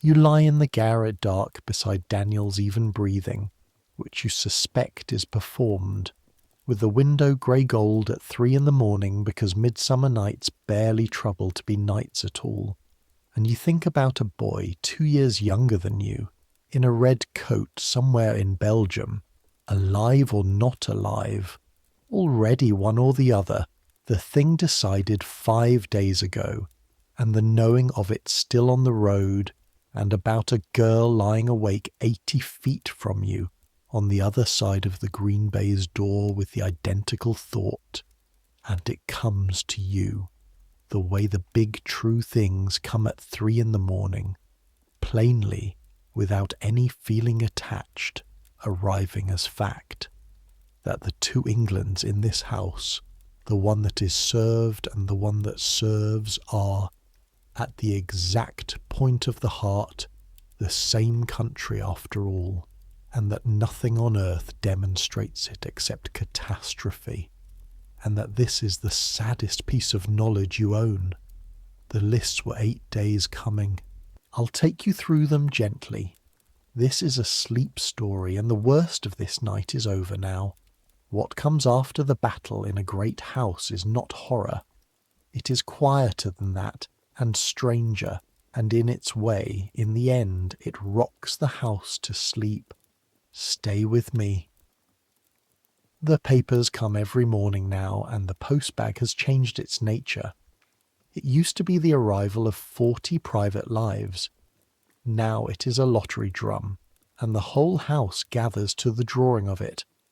The first casualty returns are in the papers behind the dispatch, and the supplementary lists follow for days, and then for weeks, because the army's clerks are working through chaos, through field hospitals and burned villages and battalions reduced to companies, and the Gazette prints as it learns. So the lists arrive the way floodwater arrives, not as one wave, but as a rising. Officers killed by regiment, officers wounded severely, dangerously, slightly, and the terrible small codicils since dead of his wounds that turn last week's relief inside out. For the rank and file there are no printed names at all, only numbers by battalion, which means that below stairs the drum has fewer tickets, and they take longer to draw. A private soldier's family learns from the regiment eventually, or from a comrade's letter, or from silence. Ellen's War does not appear in his lordship's newspaper. Ellen's War is a boy who may or may not write. And here is what the house does with all this, and I want you to watch closely, because this fortnight is the strangest and somehow the most human of the whole summer. It does everything at once. Victory and dread run the corridors side by side like two footmen on the same errand, and nobody finds it monstrous, because what else is there to do? On the Saturday, Marden Cross illuminates. Nearly every window in the town with a candle in it, transparencies painted with Wellington and Waterloo, and the Duke's profile done in lampblack by the drawing master, tar barrels flaring at the market cross, the church bells changing, ringing till past midnight, and half the Stanmere servants walk the 4 miles in after their work to see it, you among them, and it is beautiful, and everyone cheers, and a woman beside you in the crowd holds up her small son to see the lights and is crying so hard she cannot answer him. And nobody in that square finds the two things contradictory, the cheering and the crying, because by now everyone has understood they are the same noise. At the house his lordship orders an ox roasted whole for the village on the green, old style, and pipes of ale set out, and the tenantry drink the Duke and the King and his lordship in that order, which in Hampshire is theology. And the same evening he writes, in his own hand, the first of the summer's black-sealed letters of condolence, to a Winchester family whose son, a colonel's aide 19 years old, is in the first list, a boy who dined at this very table at Easter and complimented Monsieur Anton's duck. His lordship writes it in the library alone and comes out an hour older and says nothing, and you take the letter to the salver, and it needs no frank because he carries it to the post himself, bareheaded, which is his lordship's entire emotional vocabulary, and you have come to understand not a small one. Miss Grantham, these 8 days, is a lesson in something there is no English word for, though the house watches her conduct it daily. She comes down. That's the whole of it. And it is everything. She comes down every morning, dressed exact at her hour. She reads to the dowager. She walks with the Chown girls. She is beaten at backgammon by Lord Very, who cheats toward her, transparently out of tenderness, moving his men wrong so she may win, and she pretends not to see it, out of tenderness going the other way. Her letter is on the salver every posting day, one sheet, crossed, Brussels, though whether anything now stands at the end of that address to receive it, no one on earth can tell her. The lists come, morning after morning, regiment after regiment, and his name is not in them, and each morning the not being there buys her exactly 24 more hours of a country called perhaps. You watch Mr. Purslow learn her hours. He's at breakfast when she comes down, no earlier, no later. He has stopped proposing rides, stopped filling silences, stopped entirely, snapping his fingers, a small extinction nobody above stairs remarks, and the entire servants' hall notes to the day. What he does instead is be findable. In the library at the hour she reads, on the terrace at her walking time, going her pace which is not his pace, his big frame geared down to it like a carriage horse walked beside a child. Sir George, tactless as weather, chaffs him one evening over the port, the wager being common knowledge, asks him gaily how goes the summer's campaign, and Purslow turns his glass a moment and says, in the new quiet voice that is becoming his voice, "There is no campaign, George. There's a lady whose brother is in Belgium. I'd take it kindly if the book were closed." And Sir George, to his credit, closes it, 5 guineas patriotically drowned, and her ladyship, who misses nothing, hears of it, and that night at her writing table there are no slips shuffled at all. The loom has stopped.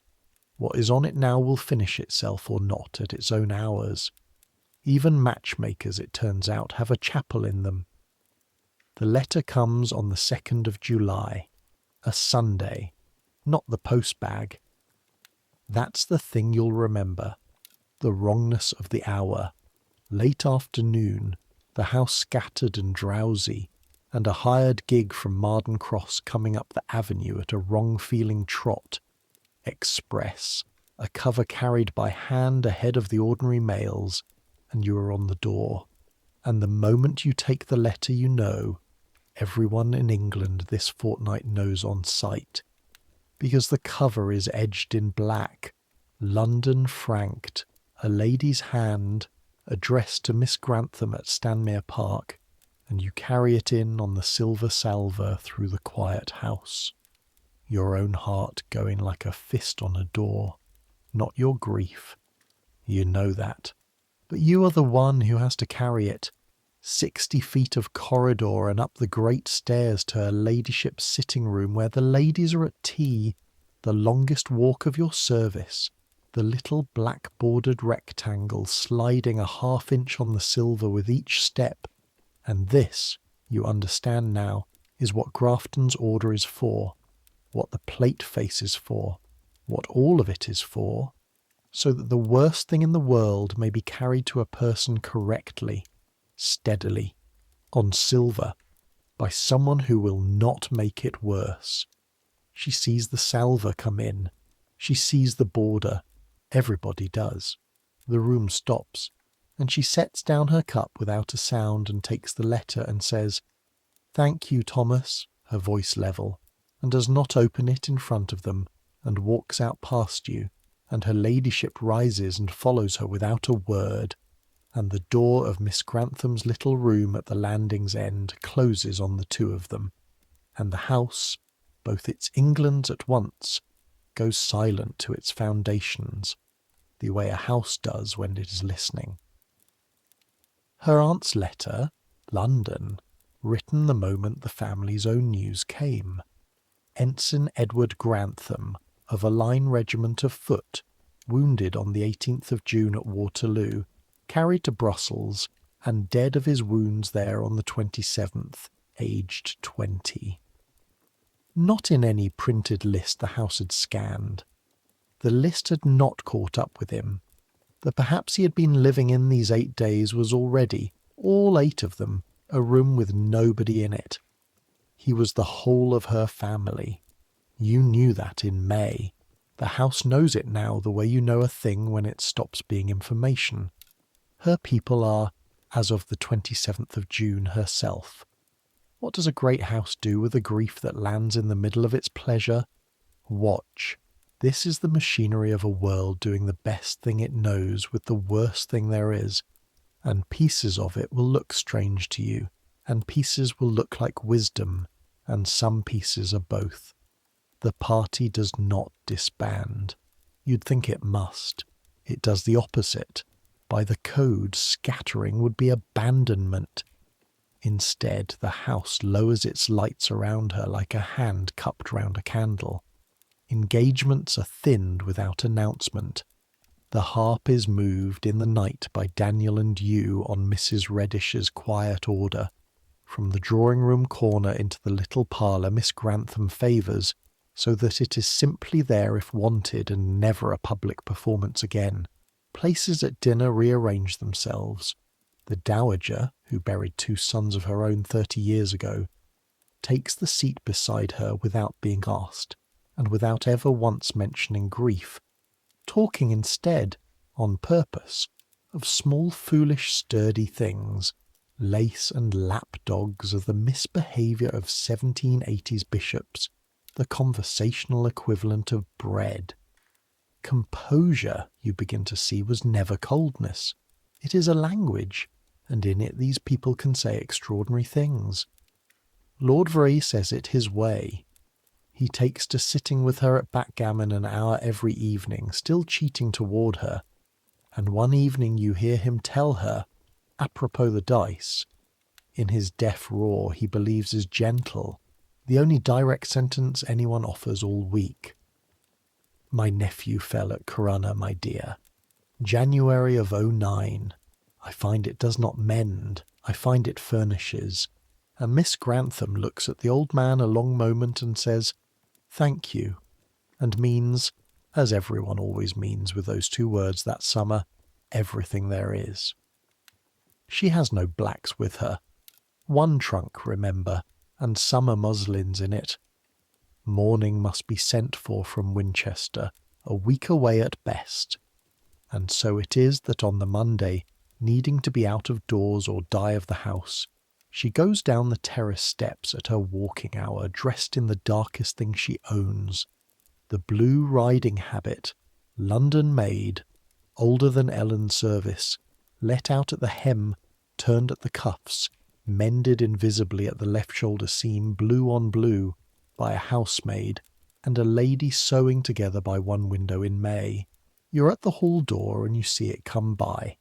That hairline of stitches at the shoulder, the good cloth doing one more duty it was never bought for, going down the steps into the July light at a widow's pace on a girl of 22, and of all the sights of that whole summer, the ballroom and the laurelled coach and the Gazette by candlelight, that is the one that closes your throat. A mended seam, lasting, as instructed. And below stairs, that same Monday night, the still room key comes off its steel ring.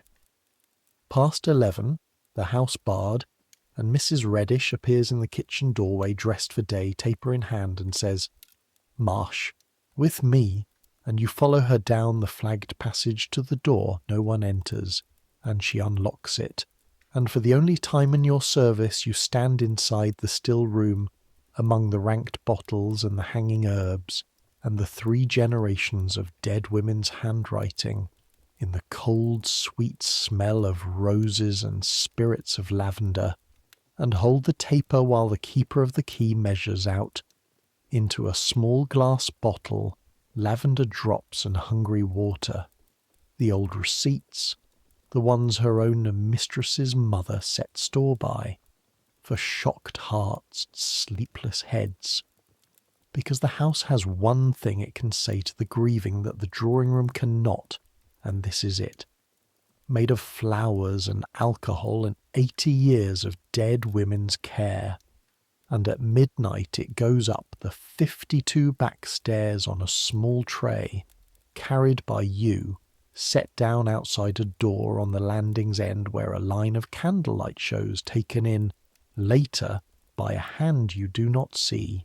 She'll not sleep this week, Mrs. Reddish says, locking her kingdom behind her, but she'll know the house sat up with her. That's the half of nursing, and the bigger half. She looks at you a moment, the taper between you, and finishes the lesson, and it is the second one that sticks. Grief above stairs is work below stairs, Marsh. That is not a hardship. That is the privilege of the place. Any fool can polish what's bright. We keep the house the nights it breaks. Now go to your bed. One more thing that week, and then the summer can begin its long exhale. The Wednesday after the news, you're squaring the salver at the hall table, and there among the outgoing letters, where habit has set it down, lies one sheet, crossed in a small upright hand, sealed, franked already in his lordship's own writing across the corner, Ensigny Grantham, with the army, Brussels, written on the Saturday, the last one, overtaken on the road between her hand and the post by the black-edged express, and now lying on the silver with nowhere on earth to go. You stand looking at it a long time, then you carry it, not knowing at all whether you dare, to Mr. Grafton in his pantry, and the old man looks at the direction and at the frank, and is quiet a moment and says, "No, not the fire." Nothing of hers goes to the fire, and takes it up to her ladyship, who takes it days later gently to Miss Grantham, who receives it back, they say, with both hands, the letter full of July plans and small jokes for a brother 9 days dead when it was written, and keeps it with his own letters in the drawer upstairs, the correspondence complete now, both directions closed like a book. And if you want to know what a franked letter is, in the year 1815 there it is entire, a peer's signature that makes a sheet of paper fly free across the world, and no signature in England that can make anyone alive to read it. The bells decide, and the bells that fortnight rang Victory and Parson bells in the same steeple, and the same ringers pulled both. July goes on. It has to. That is the whole secret the house keeps teaching you. It goes on, and going on is not forgetting, it is carrying. The breakfast still goes up at 10, 4:30 still comes early, and the summer, which broke its heart at midsummer, has one long golden convalescence left in it. And so, if you're still awake down there, do we? Ellen's letter comes on the 19th of July, and it comes the poor man's way. Slow, creased soft as cloth, 6pence and more to receive, and worth a kingdom. 17 days she'd waited by then, since the first word of the battle, and she had waited the way the poor wait, which is to say, at full work. 6 grates before 6, the corridors, the linen, Miss Grantham's rooms, all of it done and done properly, with her face going a little greyer and quieter each morning, and the whole hall around her practising the only kindness the hall knows, which is taking the heavy end of things without being asked, and never once saying the word Belgium at table. Mrs. Reddish put her on day work only, that she might sleep. Monsieur Anton, who pretends to know tendernesses, sent up to the maid's supper, twice, without comment, dishes that had nothing whatever to do with the maid's allowance. The house keeps the nights it breaks, all the nights, everyone's, and then the Wednesday post, and one cover in it addressed in a round, laborious schoolroom hand to Ellen Combe at Stanmere Park. And Mrs. Reddish sent for her, and the whole lower house found reasons to be in the passage, and Ellen stood in the housekeeper's room doorway and got it open with fingers that would not work and read it, moving her lips, and then sat down on the floor. Just sat straight down in front of everyone with the letter against her chest, laughing and crying in one noise, the same one noise the woman in the Marden Cross crowd made, the noise of that entire summer, and nobody moved to pick her up for a minute because some things a person is owed the floor for. Will Coombe, private soldier, the 52nd Regiment of Foot, was alive, was more than alive, was in Paris. The letter, begun in a bivouac and finished in a French village with borrowed ink, said what it could. That the battle had been sore work, the worst anyone had known, and that his own company had come through it lighter than most and himself without a scratch, which he did not undertake to explain. No man who stood on that ridge undertook to explain it. That toward evening the 52nd had done a thing there would be talk of as long as light infantry drew breath, had wheeled out of the line on their own colonel's word and taken the Emperor's own guard, the never-beaten ones, the growlers in the tall bearskins, full in the flank as they came on, and broken them, and that when the guard broke, the whole French army had seen it, and come apart like a bank giving way. That he had marched into Paris on the 7th of July with the Allied armies, drums going, and had seen the King of France come back to his capital behind English bayonets, and that a man from Stommier village had stood in the road of the Champs-Élysées, wherever that was, and thought of his sister at her grates, that he was well, that he was coming home when the army should be done with him, that he was her loving brother, Will, the 52nd. Ellen had said it like a psalm all summer, and now the whole servants' hall said it with her, possessively, proudly, as if the regiment were parish property, and in a way it was. That is what those regiments were, parishes with muskets. That night the twist of paper finally came out of Ellen's box, the wager money from the ball, and by unanimous show of hands down the long table it was spent, every penny, on drinking Private William Coombe's health in October ale, and Mr. Grafton, appealed to on a point of order, ruled gravely that the hall might have 1 hour past its bedtime, and himself gave the toast, and the sound that came off that table went up through the floors of the sleeping-house like heat. 2 Englands, 1 house. Upstairs a drawer with a dead boy's letters closed in it. Downstairs a live boy's letter passed hand to hand down a supper table until the folds went transparent. Nobody chose the allotment. The same field, the same evening, the same ridge in Belgium, and the lots came down as they came down. You carry both those letters in your head for the rest of your life, and they weigh the same. And that more than anything Grafton or Latimer ever told you is the education you took out of the summer of 1815. There's a subscription that July too, and I want you to have this detail, because it is real and it is perfect.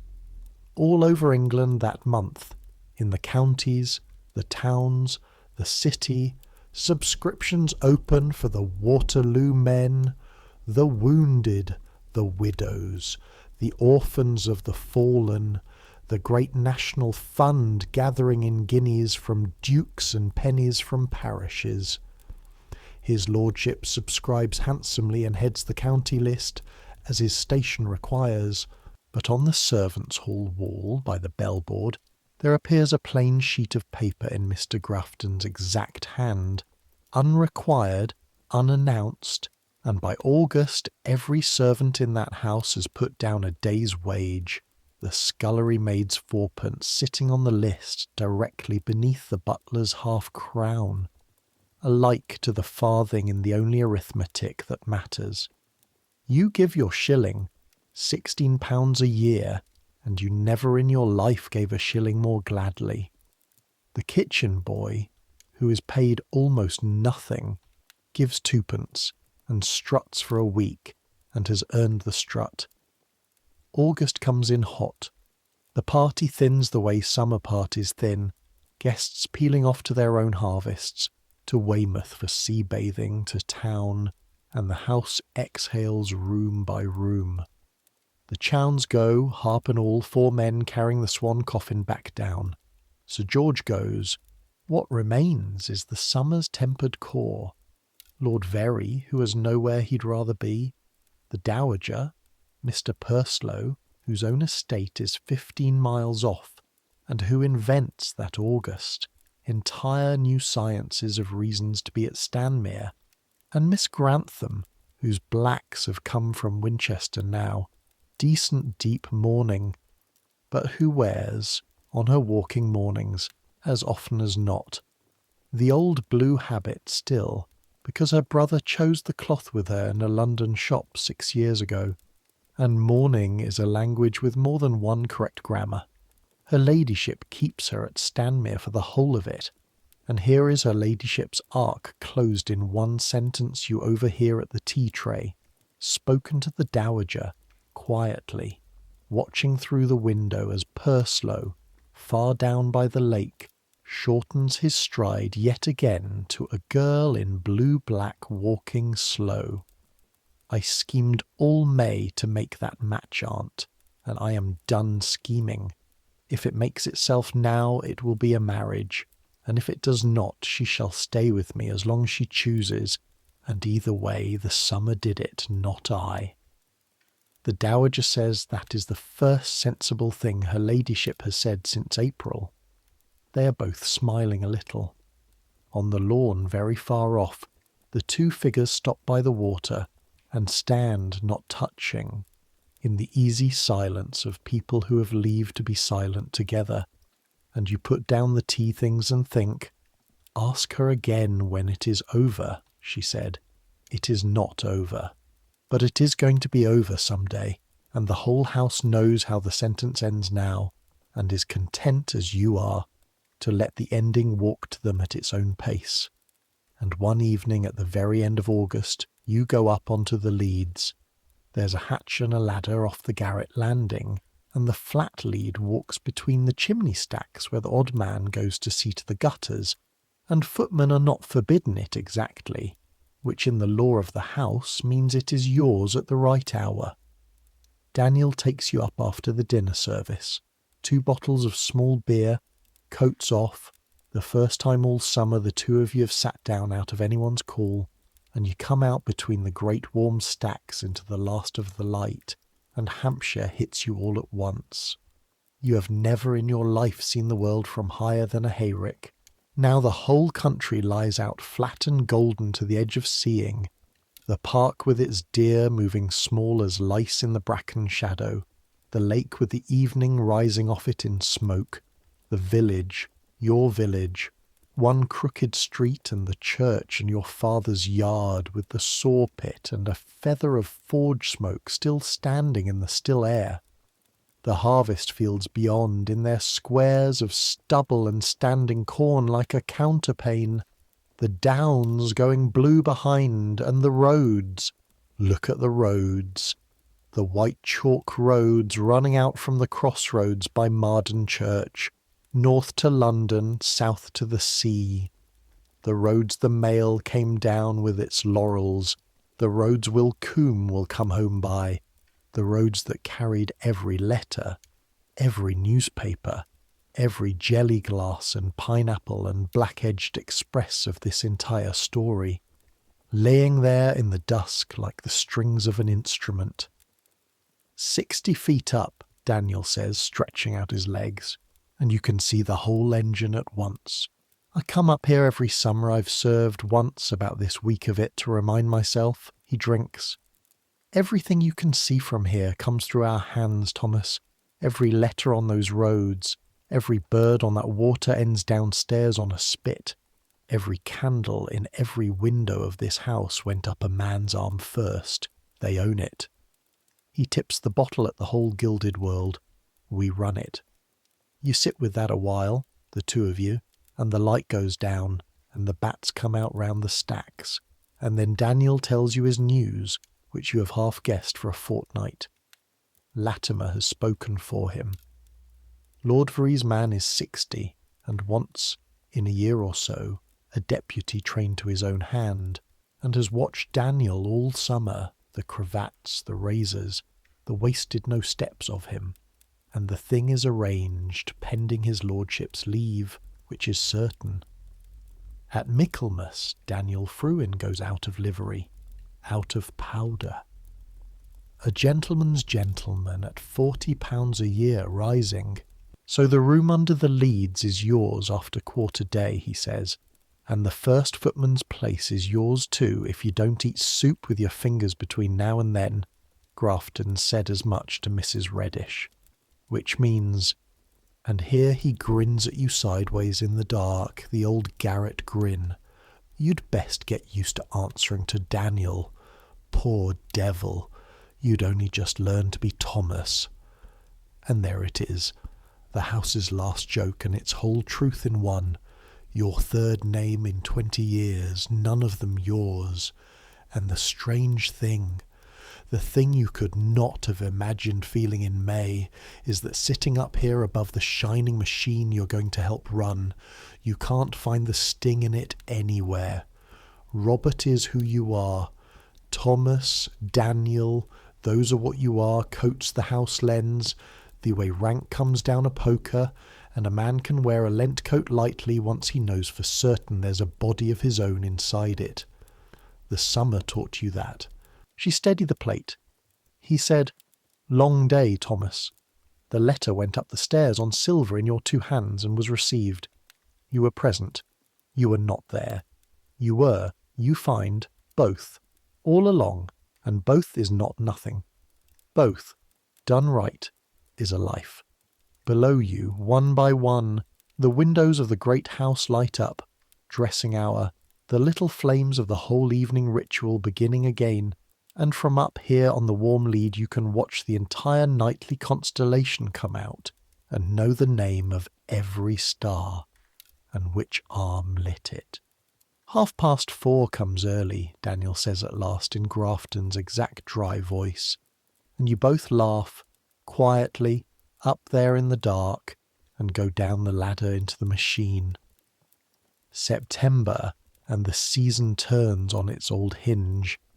The first of the month, and the partridge shooting opens, lawful at last, and for a fortnight the mornings begin with guns.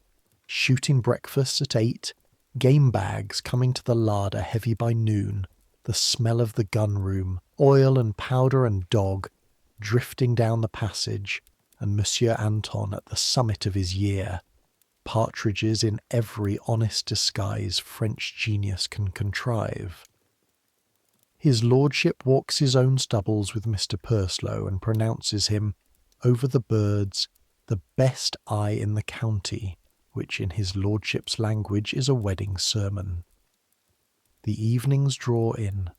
Fires are lit in September rooms that have not seen one since April, and the first smoke rises off the house into the sharp mornings, and the martins leave the stable eaves, and the great summer, everyone can feel it now, is folding its wings, and then, one by one, the leave-takings, and with them a custom you should see once from the receiving end before we put the house to bed.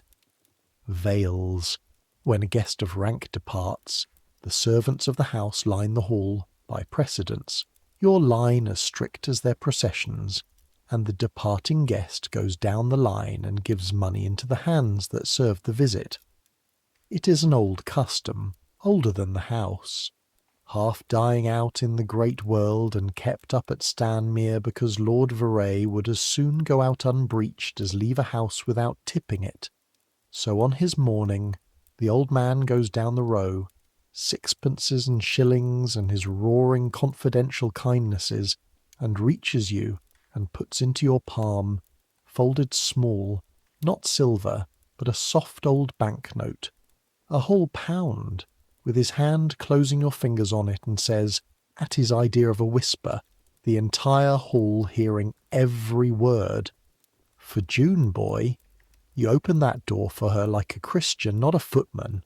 Buy your sweetheart a ribbon and drink an old man's health," and is gone in a smell of snuff, out to his coach and his gout and his empty grand cold house, Latimer handing him in, and you stand with above 3 weeks' wages folded in your fist and find you would rather have the sentence than the £1, and you get to keep both.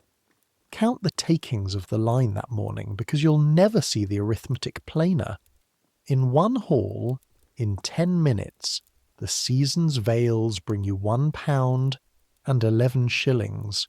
5 weeks of wages, handed over as loose kindness by people to whom it is nothing. It should gall you. Some nights it has. But you have watched this house all summer from 3 feet away. Watched what the coats cost the people inside them. Watched an earl carry a letter bareheaded, and a rich man unlearn his own fingers, and a girl in a mended habit outrank in courage every soul at a table of her betters, and the ledger you keep now has more columns in it than money. That is either wisdom or the first symptom of becoming Mr. Grafton. You suspect comfortably both. Miss Grantham leaves on the 18th of September, and the house turns out to see her go, both its Englands, which for one guest in £60 a year is a coronation. She goes with her ladyship to London first, and then wherever her ladyship goes, her home now, by an arrangement nobody announced and everybody understands, until such time, and here is the other arrangement nobody announced, as a certain gentleman calls upon her in the spring when her first morning is out, to ask a question he asked once already at a ballroom window in June, and this time the whole county could tell him, to hear the sentence finished. He's on the steps that morning Purslow come 15 miles at daybreak for 10 minutes of goodbye, and what passes between them on the gravel is nothing, is everything, is a bow and a look, and her hand held 1 second past the count, and the yes standing plainly in the autumn air between them like their own breath, waiting only for its lawful season. "Ask me again when it is over," she said. Watch him hand her into the carriage. It is over, and it is beginning, both, that morning on the gravel, and no one says either word. The night before, Ellen had helped her pack the one trunk, and at the end of the packing Miss Grantham took up the blue riding habit, London made, mended at the shoulder, and would not pack it and put it instead into Ellen's arms. "For your goodness to me this summer," she's reported below stairs to have said, "and I shall not ride for a while. And when I ride again, Mr. Purslow, it appears, keeps horses, and it seems I am to have new." Ellen, who's never owned 6 yards of good cloth in her life, tried to refuse it once, as manners required, and not twice, as sense forbade. And so the habit of this story ends its service where the whole story has been pointing all along. On the other side of the green baize door, blue on blue, the mend at the shoulder holding, made over that winter by its new owner's own quick needle into a Sunday best that Ellen Combe wore to Stanmere Church for years, and wore the parish would like it remembered. The October morning a certain private soldier of the 52nd came up the crooked street with his knapsack home from Paris, and stopped dead at the lich gate at the sight of her. It must last, you see, so we had better do it properly. Some sentences are prophecies. And on the last day of September, quarter day come and gone, Daniel gone to Lord Very's with Latimer's hand on his shoulder, the family gone to town, the knives oiled and the cellar booked, and the summer's last pineapple eaten at last by exactly the 4 upper servants with the standing to eat it, the house folds itself away, and you are one of the folders, and of everything you have done in this long story, this is the work I most want you to feel, because it is the closest thing this house has to a lullaby. You put a great house to sleep room by room, and it takes days. The good silver goes down into its felt-lined dark, counted, and we will come back to that count in a moment, for the last time. The chandeliers are bagged in Holland like great sleeping bells. The girandoles, the pier glasses, the portraits' gilt frames, bagged and papered against dust and flies. The carpets come up, are beaten on the lines by the drying ground, thunderclouds of a whole season's living rolling off them across the kitchen garden, and go to the lofts rolled and peppered against moth. The curtains come down. The furniture gathers to the middles of the rooms and puts on its covers. Holland over damask, pale shapes in the pale light, and room by room the shutters are closed and barred, and the light goes out of the house not like night but like tide, one tall window at a time. You walk the state floor on the last afternoon with Mrs. Reddish checking the ledger of it all, your feet loud on bare boards where all summer they were silent by profession, and the saloon where 30 couples danced on chalked garlands stands empty and white and dim, furniture like moored boats, and it is not sad. That is what surprises you. It is the house doing what you do at 11:30 every night of your life, banking its own fires, closing its own eyes, oozing, trusting somebody to wake it in the spring, and the spoon comes home. Of course it does. The 4th day of the folding, 2 of the women moving the ballroom supper trestles down to the store, and out of the folded baize that had wrapped the hired glass since the small hours of the 16th of June drops something that rings on the flags, and is brought to Mr. Grafton's pantry on an open palm, one crested dessert spoon, caught up in the dark of that glorious exhausted midnight by some hurrying hand. Glassmen's or ours, no way to know and no need now, wadded blind into the wrapping with the summer's whole shining chaos, and asleep there ever since.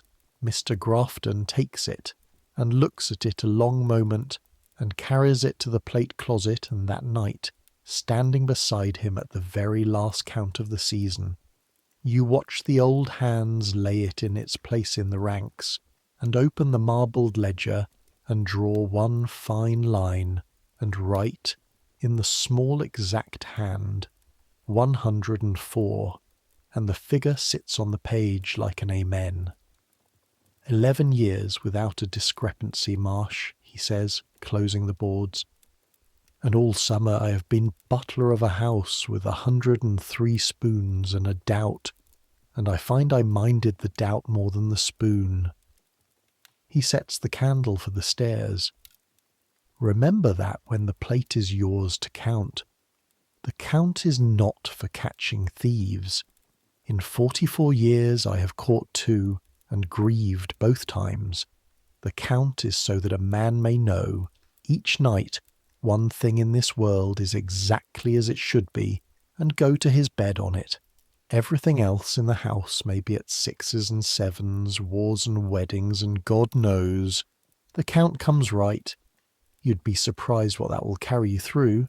He goes up.